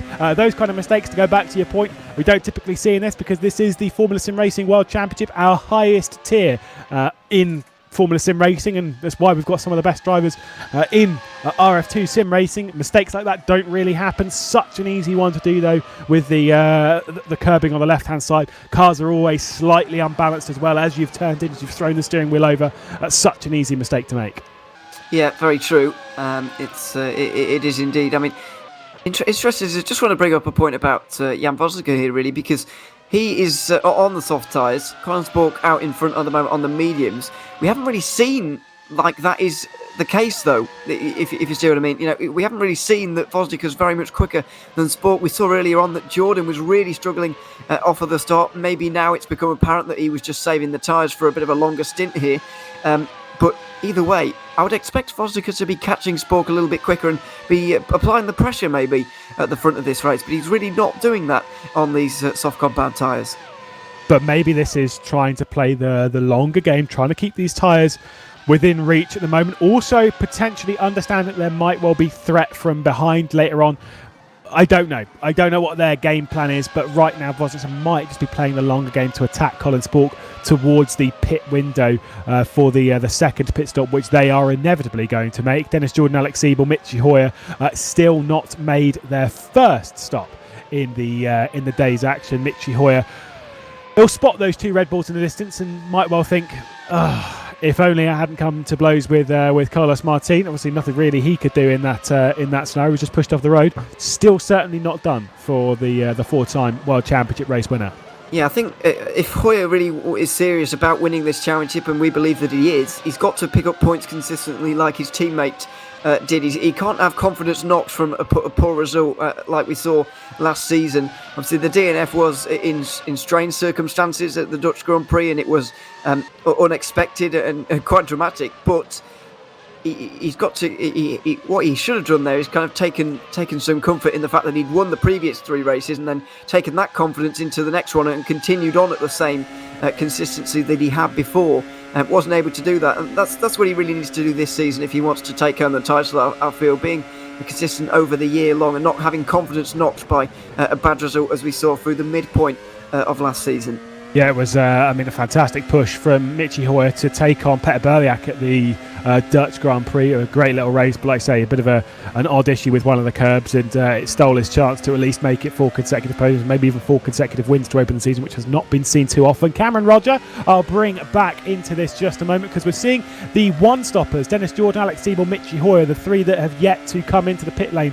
They're going maybe a little bit longer than we expected. Is this part of the predicted strategy? Is Michi Hoyer's going to run wide at Piratella and open the door for Janis Brakshock to come through, and maybe even Noah Rovers behind? Is this expected?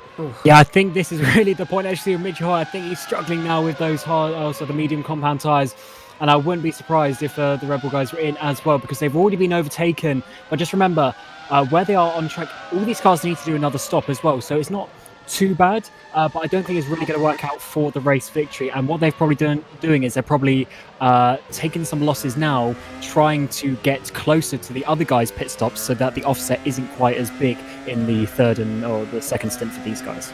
So you're definitely feeling a 2-stop strategy race, as Noah Royver's going to get past Janis Brakshock here and grab over what is now 4th position as Dennis Jordan has been to the pit lane. Cam, you're feeling a 2-stop is almost a certainty as the best strategy. Yeah, it's just these guys are committed now, so I think they're going to have to do this with Jordan Hoyer. Siebel stayed out because they do share pit boxes, the teammates, so they were too close, so Siebel's got to go for another one. But yeah, it looks like 2-stop strategy is probably the way to go today. But let's just see how this one works out, because Spork & Co, they're not going to be coming in too far from now, so the tyre difference I don't think is going to be as crazy as you may expect. Well, if there is drivers that can make this work, it would be those 3. We'll see what happened to Michi Hoyer, who was running a little bit too wide at Piratella and also went wide as just been passed by Janis Brakshock. Oh, just lit up the rear in a sense, braking, coming downhill, just locking it up, using the curb a little bit too much on the right-hand side. The rear was having absolutely none of it. Went straight on at Variante. It's too easy to do Aqua Minerale. I was going to say Variante Villeneuve then, but definitely not that corner. Aqua Minerale, greatest corner name in motorsport, mineral water. Pushing a bit too hard, I think. Yeah, just pushing it. And you can't forget as well that he was on the tight line there, getting on the curb, and he just went in at the same pace he would as if he was on the racing line there, and that's what sent him a little bit wide. But Alex Siebel in the pit lane now will presumably slot himself in here behind Jake Dennehan and possibly in front of Jordan, although maybe behind as well due to the undercut. Either way, the Red Bulls are going to be very, very close together. I don't think Siebel actually has benefited particularly from having to stay out that extra lap. He loses that place and is down to 8th at the moment.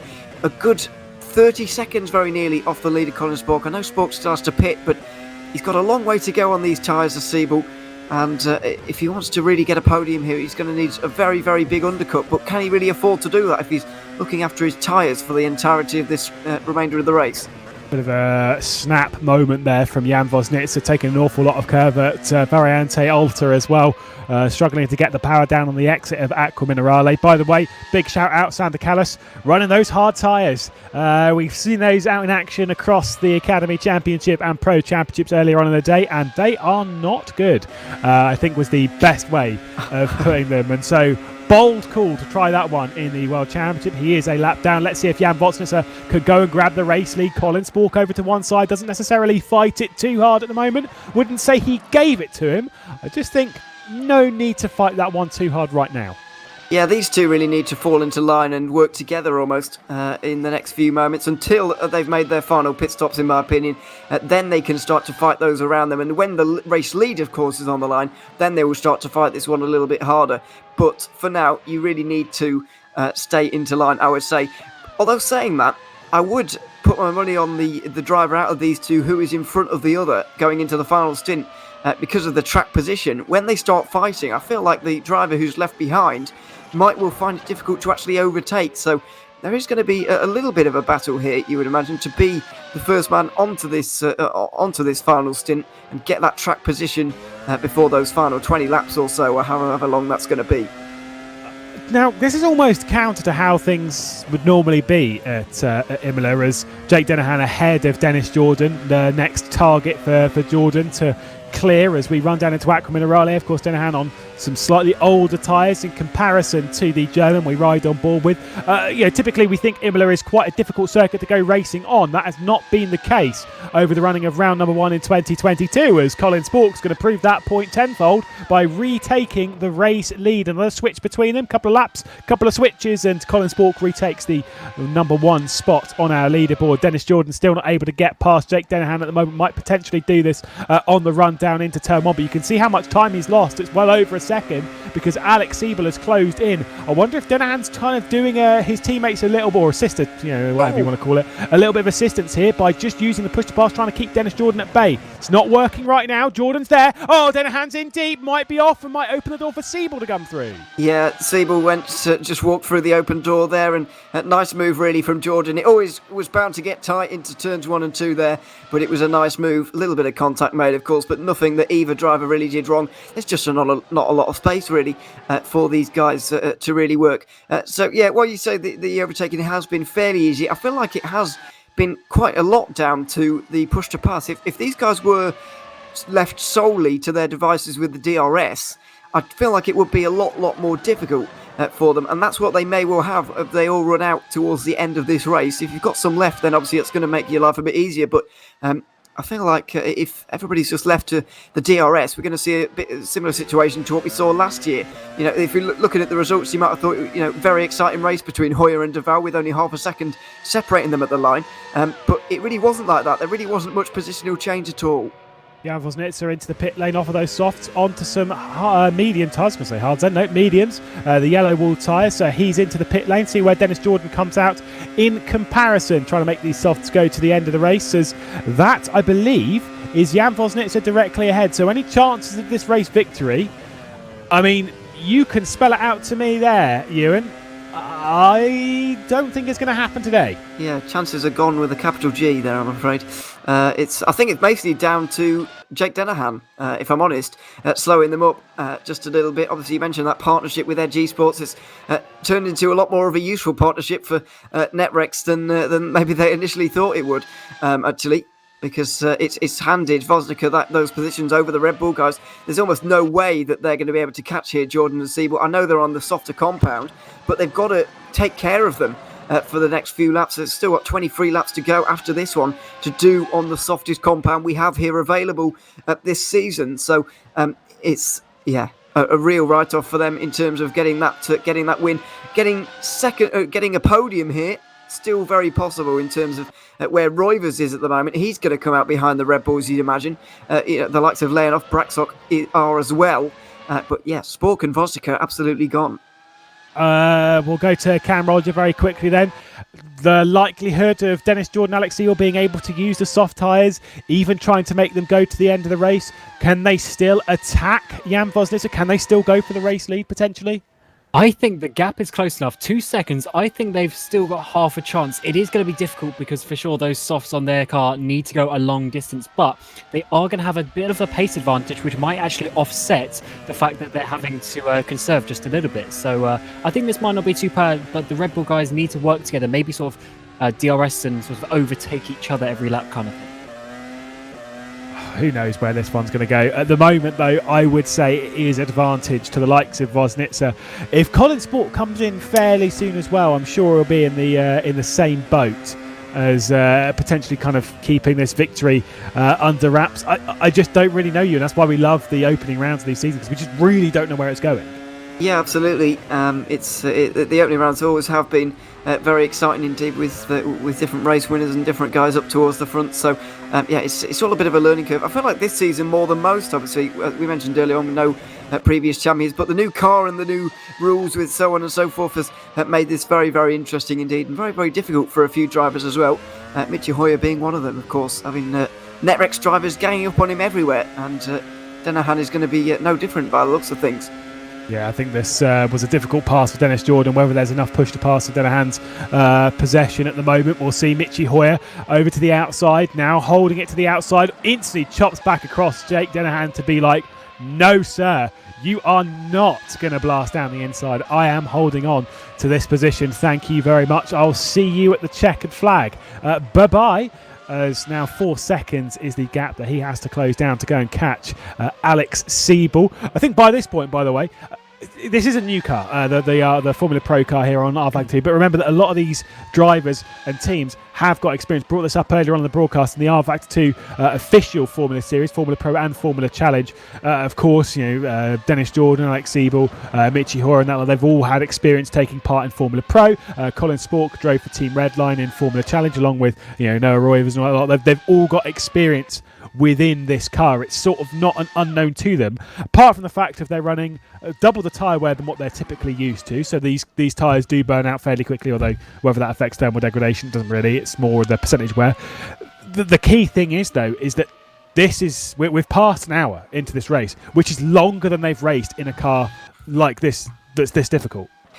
Yeah, absolutely. You mentioned the car is the same, but there are a number of different things circling around. Of course, as well, racing in a race of this distance, but also with these tyre rules in terms of having to use different compounds and so on. That's not really a thing that has been a thing in the Formula Pro or Formula Challenge official rFactor 2 championships. So yeah, it is a kind of new set of circumstances for everybody here, and of course there's more rounds than there were in any of the seasons we've had for Formula Pro or Formula Challenge just yet. So it is slightly different, even though there will be that little bit of experience already there for some of these guys.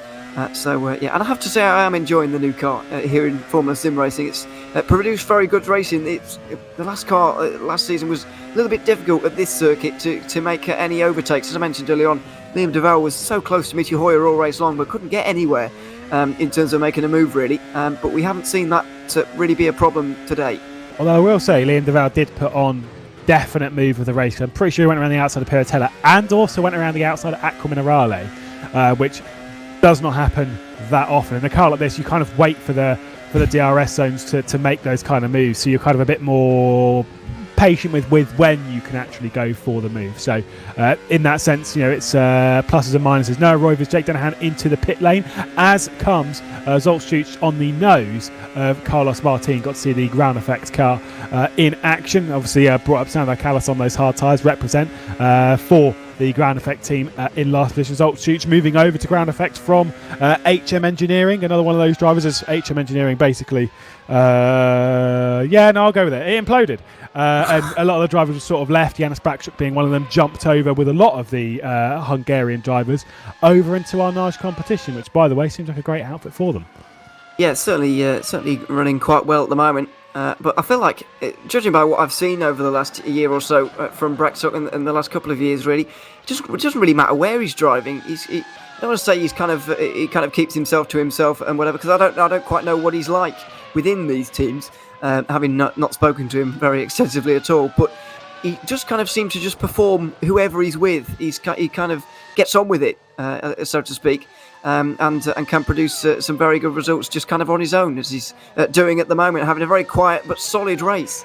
Yeah, into the pit lane comes Colin Sport, comes Janis Bakshuk as they relinquish the race lead, which is now quite a sizable margin to Jan Vosnitzer. Dennis Jordan and Alex Siebel take over second and third position as Colin Sport departs the pit lane and takes over fourth position. Janis Bakshuk, who's eyeing up a podium. No, Rose wasn't able to get through on Colin Sport. If Janis Bakshuk, by the way, can get a podium, it'd be back-to-back podiums for the first time in his World Championship career after taking a podium to finalise the season at the Brazilian Grand Prix for HME. So, a fair little shout. Think a podium grab might be a little bit out of the clutches, but who knows over the next 18 laps of this race as Zoltstuch joins the retirement. I wouldn't say it's too many people drivers. I was going to say array of retirements from this race. It's only 3. Yeah, absolutely. It's the first round of the season. You tend to see less retirements either way because people are very much more motivated to carry on from adversity than they are a little bit deeper on into the season. But yeah, I think he went off at some point during Aqua Minerale, maybe getting hitting the barriers at some point through there. Didn't see it myself, but yeah, he's certainly out of the race now for a pretty poor day for that ground effect team, unfortunately, with Callas all the way down in 17th right now as well. Yeah, the real excitement is up towards the front at the moment. Voznica leading, and he's got to be hopeful of his chances here, because he will have Jordan and Siebel kind of, they'll be his allies, I guess, in the latter portion of this race, unintentionally, because Spork and Roivers will have a hard time getting through on them, and that is all going to play into the hands of the leader. Yeah, I'm not necessarily sure how this one's going to play out. 2.8 seconds, 2.9 seconds, the gap between Siebel and Voznica. It's gone out. It was around about 2 seconds on the departure of pit lane from those groupings and from Voznica when he came out onto those medium tyres. Kind of suggesting that the soft tyres, obviously they're going to have to look after them. Soft tyres are going to be the faster ones, but they've got to look after them maybe a little bit too much to go and close on Voznica, so the victory challenge isn't really going to come from Red Bull. But you're absolutely right. The fact that Colin Spork, Noah Roivers out onto the track on the soft tyres, and especially considering how little running that they've done on these sets, and considering just basically jumping onto them, especially in the form of Colin Spork. If Colin Spork can side his way through Jordan and Siebel, this victory is absolutely not done yet. Those soft tyres should be more than enough, more than plentiful to go and try and attack Voznica, but there's less fuel in the car, less tyre wear. Yeah, arguably the passes coming up here on the Red Bulls is more important for Spork, because it kind of decides whether he will have a shot at this race win or not. We know that there's going to be almost no tyre worries for them unless they do something stupid, because they're on the 2-stop strategy at the moment. But there certainly are for the Red Bulls, and given the fact that they haven't been able to catch Voznica so far, I feel like things are only going to be they're only going to be less in their favour as we continue on with this race. 2.5 seconds right now. In my mind, they're not going to be able to catch Voznica, but they certainly can prevent Spork from catching Voznica here. Obviously, they're not doing it to hinder Spork. They're just trying to get as many points as they can. But it's going to be hard for them to do so. 16 laps to go at the end of this one, and you've got a very, very fired up Dutchman right behind you for the entirety of that, you'd imagine. And he is absolutely flying right now. The previous lap time from Voznica and Siebel and Jordan were all low 18s. Colin Spork, fastest lap of the race, a 16.7, 1.5 seconds faster. Unicorns of Love are charging here. First target for Colin Spork to tick off will be Dennis Jordan. Let's see if he's saved up enough of that push to pass as well. DRS will be wide open. The first one to pass, Dennis Jordan. Let's see where he does it. He might be able to clear both of them on the run down towards Tamburello, but Dennis Jordan with the defensive move, basically rolling as a roadblock into Tamburello. To the outside goes Colin Spork. Enough room is given from Dennis Jordan. They're bashing wheels on the exit of Tamburello down towards Villeneuve, and it should be Colin Spork's position once they hit the braking zone, but Dennis Jordan is going all in, hanging the rear out. Look at that from Spork as Dennis Jordan tries to fire one back down the inside. That was incredible car control from Spork there to hang it around the outside of the second chicane, the second part of the Villeneuve chicane there. He was on the absolute limit. Jordan was giving him just exactly the right amount of room to the absolute centimetre there, and Spork still had enough poise to just hang it around the outside, swing the rear end out, say thank you very much, and defend his way into Tozo as well. That was absolutely unbelievable. And also one of the most important passes he's going to make all day. An incredible, incredible move. Honestly, breathtaking little move there from Colin Spork. Just tried to attack. Again, eyes on. First victory of his World Championship career and desperately wants it. Next target, Alex Siebel. Surely this one's going to be a little bit easier than Dennis Jordan as there's no DRS. The front end. Chances of a victory have just absolutely shot through the roof for Unicorns of Love. What can Noah Roivers do? Still no way to pass Dennis Jordan. Colin Spork grabs that second position. 2.8 seconds the target. Jan Voznica is a sitting duck right now as here comes Roivers.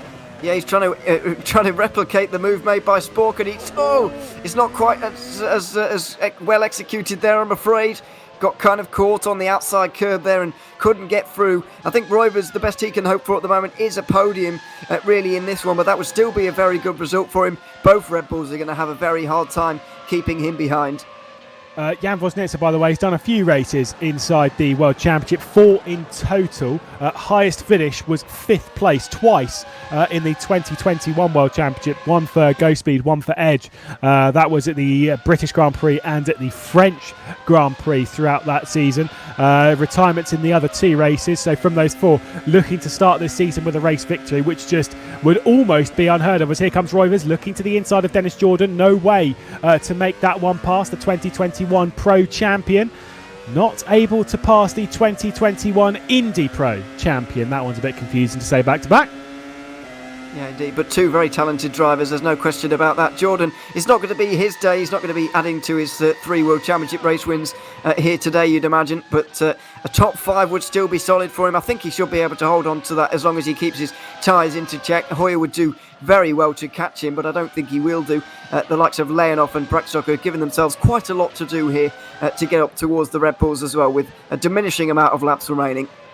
Yeah, like I say, every lap that's ticked off is, I always say it, their opportunity's gone for some of these, and every lap that's ticked off are laps where you can take a breath when you're the defensive driver. At the moment, it's looking fairly comfortable for 2 top 5s at least for Red Bull, but I don't think it's going to be a podium at all. I just don't see it happening. I think Noah Roivers has the car, and for Netrex, I mean, consider how they went in the Pro Championship a little bit earlier on, a 1-2-3 from them in that. They might well, in a sense, obviously with the P1 Sim and, of course, Unicorns of Love, might well be looking at a 1-2-3 here in the World Championship as well. Well, yeah, let's wait and see, because they might yet take each other off the road here. Vosdica and Spork are going to be fighting very hard. They're going to be fighting very hard for this race win. Hopefully we don't see that. But mistakes can happen, and it's a very narrow circuit.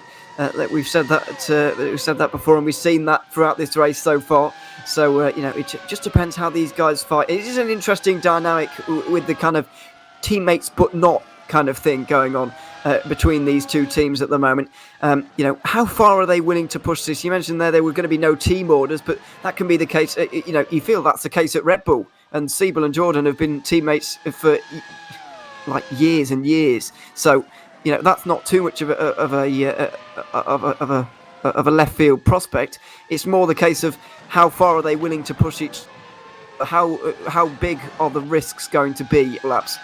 I don't think it's necessarily team orders. It's more doing the right thing that is the right thing for the team, and kind of pushing ego to one side. They might disagree on what is the best thing, though. That's the thing here, especially when there's a kind of loyalty split in the different teams. Yeah, absolutely. Like I say, at this point, when it comes to this level, when it comes to this part of the race, push as hard as it is. Sometimes for the teams, they're not going to like me saying this, but sometimes you've got to push the team to one side and focus on the ego and focus on the solo. Of course, no contact, no pushing each other off. Colin Spork not quite close enough to Jan Woznitzer at the moment. As long as the move's not risky, as long as it doesn't damage the opportunity of the team to grab a good result, go for it. Yeah, absolutely. And I don't think he's going to be held back at all here. Let's not forget Spork's best finish in the World Championship is a second place at the Azure Grand Prix last season. It showed very good promise, but couldn't really quite string an entire race together on occasion, despite having the pace for a solid couple of results. But this is arguably the best race I've ever seen from him, to be quite honest. He's in a great place right now on the soft tyres with a load of ambition, and the race win kind of staring him in the face just up in front of him here. He's just got to be that little bit careful that these soft tyres don't go off before he gets through and Vosdica doesn't begin to drive away. Well, surely the opportunity is on its way. There's DRS down towards rFactor, a little bit better through Variante Alta from Colin Spork as he'll line himself up. Eye his opportunity. This one's a bit more risky. Just trying to fill the mirrors of Jan Woznitzer, but not fancying that one. Of course, it comes down to the start-finish straight. This should not be a particularly difficult pass, but that is easier said than done. Depends on how much of the push to pass Jan Woznitzer saved. Look at that. You didn't even need a graphic to tell you what was going on there. That was the button pushed down about as hard as it can. Here comes Colin Spork to go and grab the race lead at the San Marino Grand Prix to open the season. He has done so with a swipe across the nose, coming down into Tamburello. Unicorns of Love hit the front once again at the all-important 10 laps to go. Colin Spork is firing on all cylinders here this afternoon with eyes on a first World Championship victory. Yeah, absolutely. And he'll be some around him will be beginning to wonder if anybody can stop him here, because Vosnica is going to have a very hard time on those medium tyres. Roivers is 2.5 seconds back, and surely Spork just needs to stroke this one home and just manage those tyres. Do not push them out of the window, as we mentioned earlier on. If you do push them out of their comfort zone, they're going to stay out of it and they're not going to come back. He just needs to be careful of that, not do anything stupid over the next 10 laps, and the victory will be his. And it's all about who's going to finish in that second spot. Noah Roivers closing every single lap on Jan Vosnica, and I think that gap might well come down. The only person with DRS right now is Dennis Jordan on the rear end of his teammate Alex Ewan. Obviously, there's going to be no attempt at that point. Behind that, you've got the battle between Michi Hoyer and Ivan Leonov. It's a little bit too distant at the moment, but Michi Hoyer, who's basically, again, one stop, Ivan Leonov going a bit more aggressive, and this might well come under fire later on in this race, is running pretty much the exact same lap time as Michi Hoyer, just 8 thousandths faster over the previous lap was Leonov over Hoyer. The race lead is almost certainly sorted, 1 second faster, of course with a bit of assistance from DRS there from Colin Sport, but 1 second faster on the previous lap than Jan Vosnica, and that gap continues to grow. Noah Roivers, though, was a couple of tenths faster than his teammate sat directly ahead, so that gap might be disappearing corner after corner, but I don't know about you, Red Bull are hanging on in there. They're doing surprisingly well here, actually. I was expecting them to fall back a lot more than they did, but in the end, I think the soft tyres have actually performed a little bit better in terms of a whole stint length than I was actually expecting. I thought that once you were pushing pushing the limits here by going, oh dearie me, as Skrovron has got into contact with Denahan here. But I thought once you push them out of the comfort zone of 20 laps or so, the soft tyres would really struggle and you'd have to drive very slowly. But the Red Bulls are doing a very good job with those at the moment. Damian Skrovron, meanwhile, though, is not having a great first race in his first full World Championship season. Now let's see how this one happens. So you've got Jake Denahan to the outside. Oh, it's just going for that little kind of bit between the two wheels and sort of making contact with the front right of Damian Skrovron. I don't know how you read into that one. Couldn't really see it from that angle too well. This, by the way, excellent from Skrovron. See you, mate. Clearly did not realise there was a lack of front wing on the nose of that burst, but that is top tier if ever I've seen it. Yeah, there we are. It is actually quite surprising how much downforce you do lose just by a little bit of carbon fibre at the front, but there you are. Just driving straight across the can there. His race is as good as over at this stage. Not going to be scoring any points, I'm afraid, for Burst Esport on this occasion. And Michi Hoyer might be losing some more points in a few moments' time as well, with Ivan Leonov and Jens Brakstok 7th and 8th for those guys. I feel like I might have cursed Brakstok a little bit earlier on by saying he might have got a podium. I'm afraid it hasn't quite been his race. Didn't quite have the pace earlier, really, did he? Because Spork and Vosnica were really starting to run away, and Brakstok started to struggle, and ever since he's really dropped down the order. Although only 14 seconds off the leader after a distance like this one is not too bad, in all honesty. It's just the positions. He's dropped quite a few of them by this point. Skrovron obviously into the pit lane courtesy of the lack of front wing on that vehicle, so getting that one sorted and dropping a lap down, as was Pignataro on this group as well, dropping a lap down on the previous one. Liam Rance adds to the retirement list and makes it 4 retirements, and the second one for TL powered by Geeks Energy. Those cars both retiring, and I'm pretty sure that Michael Teichmann and the team will take one look at this and think, right, we've got a bit of work to do before we head to the second round of the season, only a few weeks' time. But, I mean, unfortunately, this is a hard place to enter and go racing. And I think some of them have found that this afternoon. Yeah, certainly looks like that for Liam Rance, for example. He's just got off the road ever so slightly there. Lots of different colours on that livery. It's bright. We're not going to be missing those cars, are we, in the order? And there's a bit of a drive off the road, and I'm afraid that's out of the race for Liam Rance on his debut there. So there we are. He'll be out of the race here as well. Yeah, we're certainly seeing some stronger teams up towards the front, and then the slightly slower ones towards the back. There's certainly a bit more of an order in this season by the looks of things. Got likes of Netrex, Unicorns of Love, Red Bull and Burst towards the front, and then some of the others a little bit further down. It kind of got sections of the grid that they're filling out just at the moment. We'll see if that's the case over the entire season, but there certainly seems to be stronger teams than others in this season, more apparently so than we have in the last few years. Are we potentially welcoming back in a podium challenge for Oracle Red Bull Racing eSports as they are closing in on Noah Roivers? It's not by much. You can see just on the horizon there 6-7 laps to go in the San Marino Grand Prix. There might well be an opportunity for Alex Siebel to remove the chances of this being essentially a NetRex 1-2-3. Right now, they are the only team that can really do it. Michi Hoyer, way too far off the rear end of Michi Hoyer himself. I was saying that gap was coming down. He is coming under a lot of pressure from another NetRex driver in the form of Ivan Leonov. Yeah, absolutely. I'm very impressed actually with the Red Bull pace on these soft tyres. The longer they go here, the stronger they seem to be getting.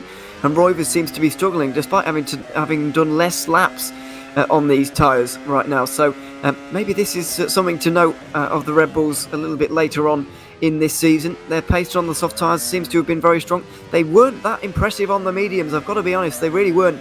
But they're starting to do well deep into this season. And of course, low fuel load as well, which might be helping them along a little bit. Of course, helped Dennis Jordan to another pole position in the World Championship. So maybe low fuel is kind of their thing. I'm not really sure if it's even possible that the setups can be beneficial to one or the other. Yeah, Michi Hoyer then losing the position to Ivan Leonov, and his run at the San Marino Grand Prix not really continuing. His run of victories to open the season did bring that one up. His first race victory in the Formula Sim Racing World Championship came at the Malaysian Grand Prix back in 2020 with... we were both commentating on that day, if I remember correctly. I think you were there, Ewan. If not, it was Cameron alongside me. I don't remember. It was a couple of years ago now. And it was the outside move, the final corner, to go and grab the race lead from then defending world champion Rd.1 Simicic. Absolutely superb. And on the hard tyres as well. Timed that one perfectly, did Michi Hoyer. And then obviously opened the season last year with a race victory. This season not starting out so well. That's not so bad, though. That, fair enough. It happens. You take it one race at a time, and maybe this is sort of the action to kick you a little bit more into gear as the season progresses.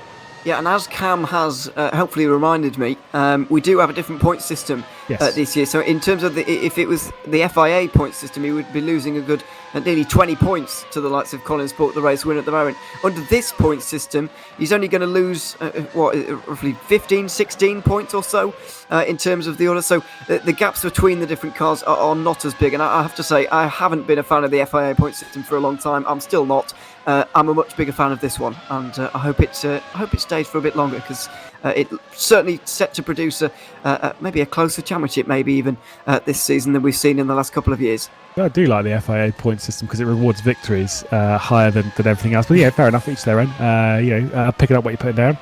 I do actually, if there's one point system that I do like more than anyone else, it's MotoGP's. Top 15 score points, only 5 points between first and second, still rewards victories.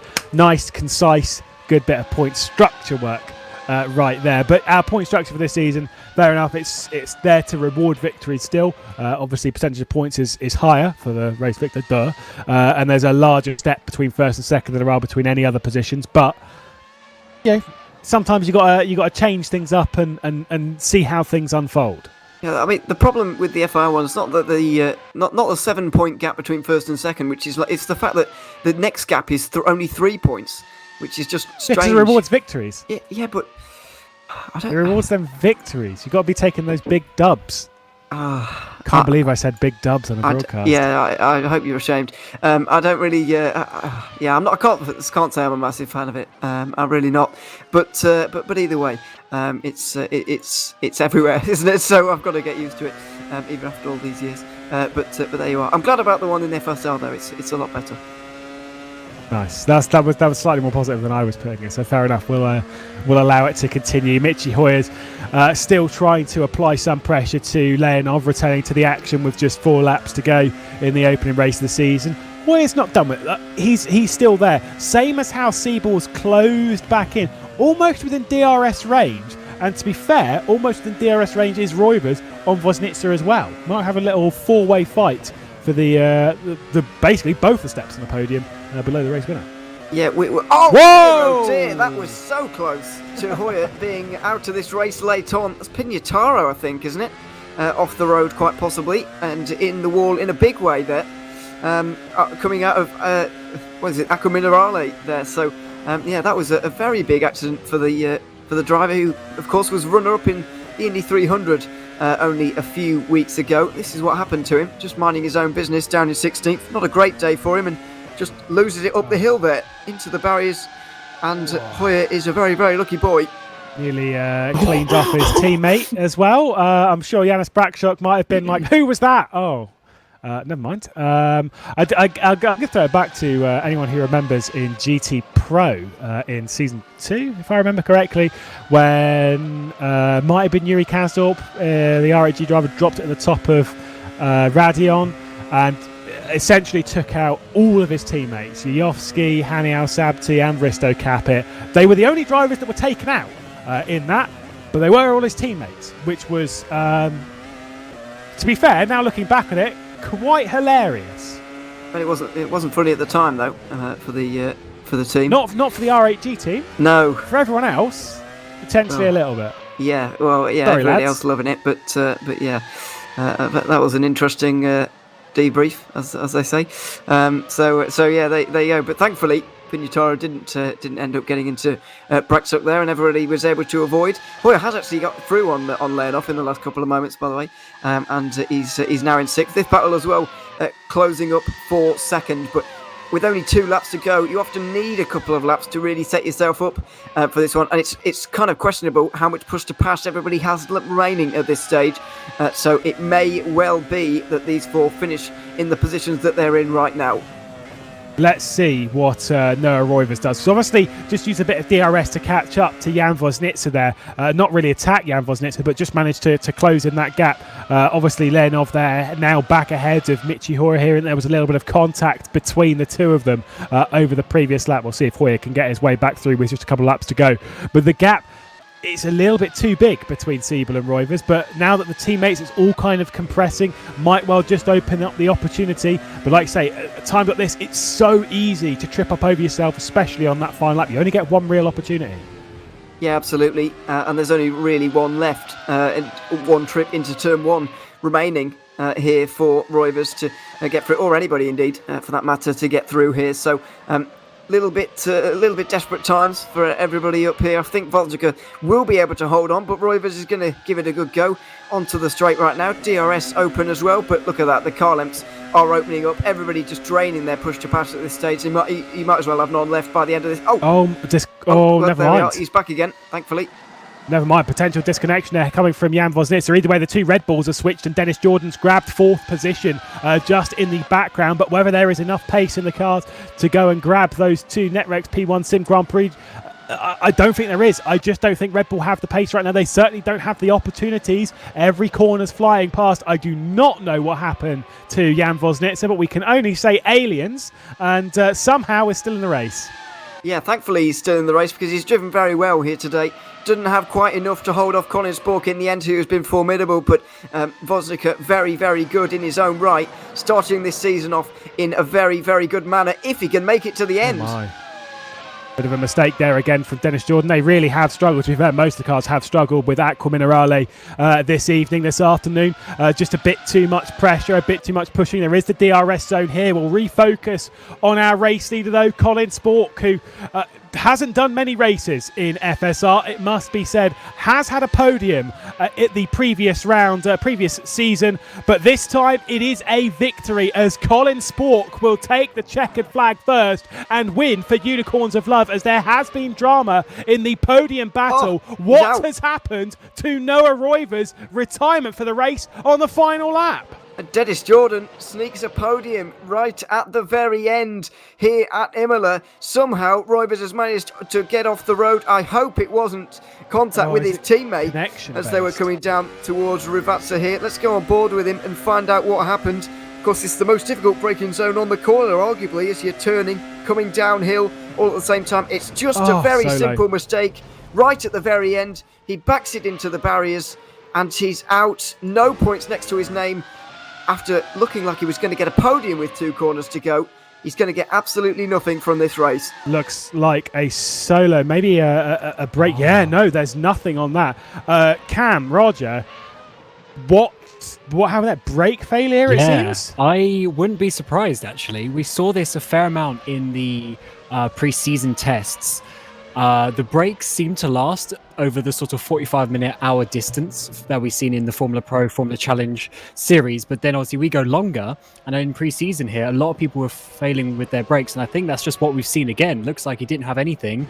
And obviously, once you notice that, as soon as you hit the brake pedal, there's nothing you can do about it. You're just going straight in the wall. Unbelievably poor luck there from Noah Roy, as it could have been the 1-2-3 for Netrex, but unfortunately, courtesy of that, with the final real braking zone to go. I mean, you said, Ewan, there's a lot of pressure going through the brake pedal there. That's rough. That is so unfortunate to look to not only jump into the World Championship, but to jump in with a podium.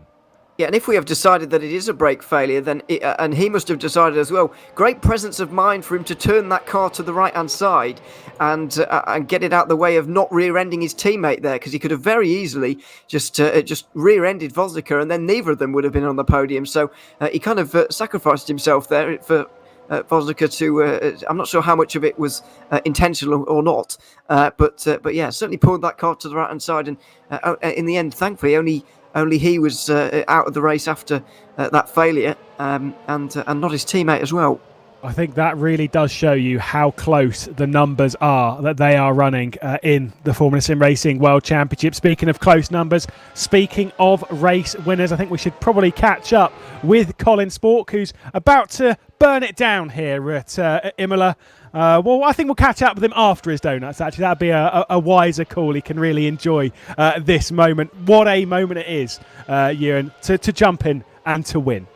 Yeah, absolutely. First FSR World Championship win for him, and yeah, it's probably the first time. I haven't checked the official statistic on this, but probably the first time in a good while we've seen a first race win on the very first round of the season. Because normally the championship contenders are right up there and very, very attentive towards the start. But given that we've got so many new guys to contend with up towards the front this season, it's hardly surprising, given some of the performances we saw from Sport last year, that he's up here already in 2022.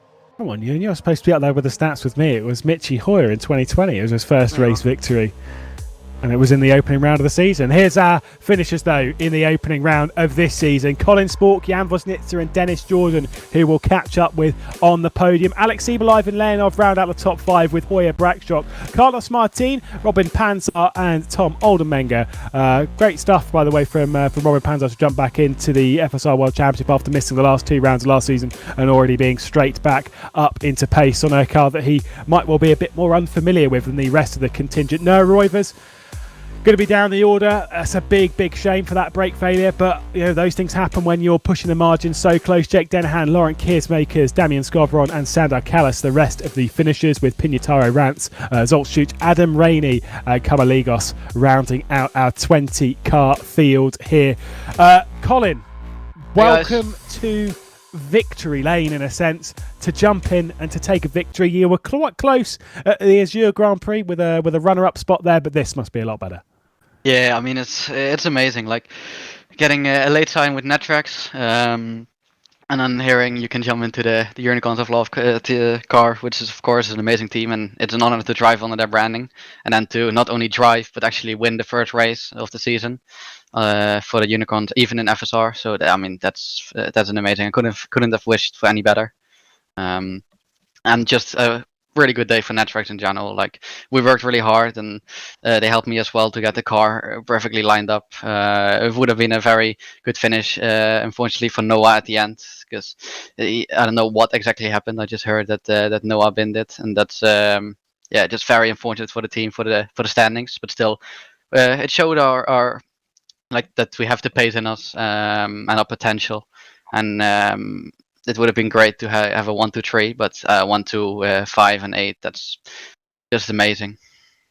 Now, speak of this car, which is new for FSR. You did obviously drive a little bit in the 2021 car. You have driven this car a little bit in the rFactor 2 Formula Challenge Championship. How difficult is this, especially over now basically a full Grand Prix distance comparatively to how it was in Formula Challenge, with it being sort of 45 minutes? Well, of course, it's pretty tricky because also we have the 2x tire wear. So if you really push the tires too much, you're already in the bin for the rest of the stint. So it's really, you need to practice and know where the exact limit is to drive on it all the time, especially when you're battling with guys over a very long distance, so different strategies, and then you need to overtake, defend, etc. It's very hard to keep the tires intact and to keep them doing exactly what you want to do. But that's what practice is for. With the team, we worked very hard to know exactly where to go and what to do, and we got it pin perfect. Wow, congratulations to you, Colin. We'll run over to the stable mate, the Netrex P1 Sim Grand Prix driver of Jan Woznitzer, to jump into the World Championship. 4 Grand Prix to your name prior to this, none of them seeing a podium, top 5s in 2 of those. What's it like to be up here on the podium and to have really challenged through that race? It was amazing. To be honest, first of all, I didn't expect to be on the podium, neither top 5, because I was struggling so much. Ever since testing, this car hasn't suited me at all. So for me, it's a big surprise that I ended up on the podium. And yeah, P2, it's an amazing result. It was definitely not easy, the whole race. I was already annoyed in qualifying when I lost the pole position by 2,000. Yeah, that was not a nice feeling, but still, I was surprised by my pace and by everything completely that happened today. Yeah, very good day for overall. With that qualifying, missing out by such a small margin, how do you refocus at the start of a race, especially in something where it is the unknown, where the strategy is sort of a big question mark for the entire grid? How is that like at the start of the race? Well, I think in my position it was better maybe because I had no expectations coming into the race. I was, if I'm honest, not practicing completely. I don't think I've even done a full race stint in practice. So I had no expectations, and I just said to myself, yeah, just go for it and do everything you can. And yeah, on the start, somehow I jumped Dennis. My starts were horrible in the practice, so I was also surprised by that. Yeah, and somehow I ended up P2. So yeah, really good, very good. Well, congratulations to you and the Netrex bunch. We'll jump down to Dennis Jordan, pole position. What was happening on strategy there? What was it? The push for the one stop. The kind of why? What went wrong? No, I think the strategy was pretty good actually. Maybe even better than we had hoped. Unfortunately, I got quite a bad start. I pulled the clutch too much, and I think it was Buckshock behind who had a much better start, and he just couldn't avoid me.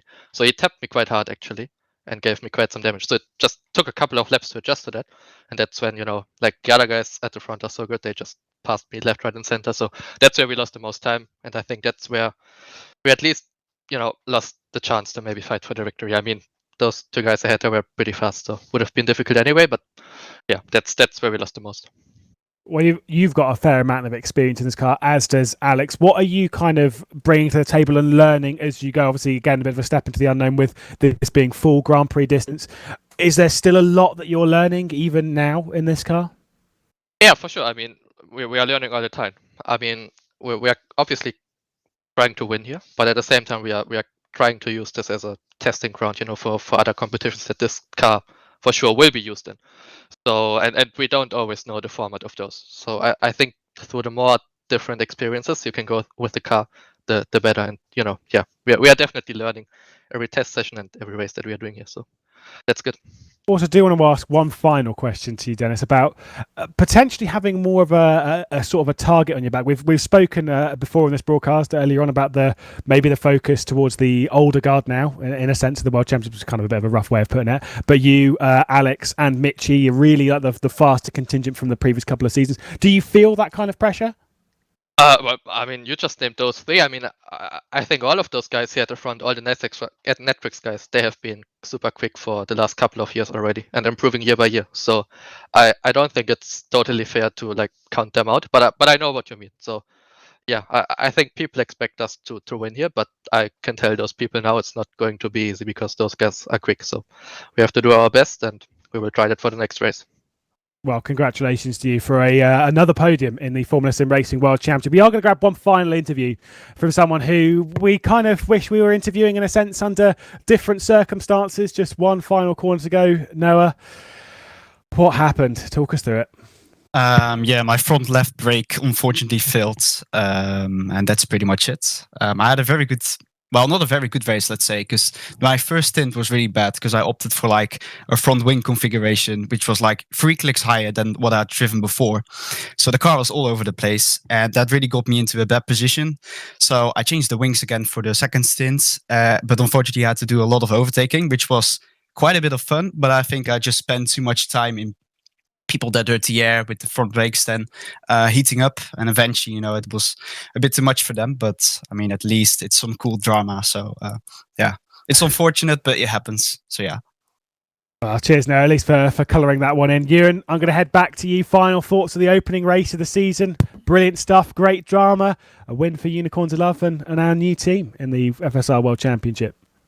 Yeah, thoroughly enjoyable race. I feel like I say that every week in the Formula Sim Racing World Championship, but it is true. This one especially, I feel like last couple of seasons, Imola race has been kind of difficult, really, with the how difficult it has been to overtake. But it wasn't really the case to the same degree on this occasion, which made the race very, very exciting indeed. Very hopeful for the rest of the season now as to what it might bring. Obviously, we know what circuits are likely to be on there, but we don't quite know when they're going to be just yet, which is also an added complexity to this 2022 season. Is one of those things that only really Cameron Roger can fill us in on. Of course, been keeping his eye on the opening race of the season. El Presidente, how was things from your end? Well, it's certainly a very hectic race, lots of little things going on, and I think it's opening up for a really great season of of racing. 9 races left already. Next week, in a couple of weeks, round 2, I can reveal as it stands, it'll be Malaysia in a couple of weeks' time that we will be racing. And yeah, the tracks are all going to be revealed as we go on to just add a little bit more spice to that. And obviously we're going to get some of the best tracks in rFactor 2 as the season progresses. So I think it's going to be a great season. Tyre strategy was quite interesting here, and I think that's going to be quite a big factor with this ×2 word that we've got as well. So yeah, looking forward to the rest of the season.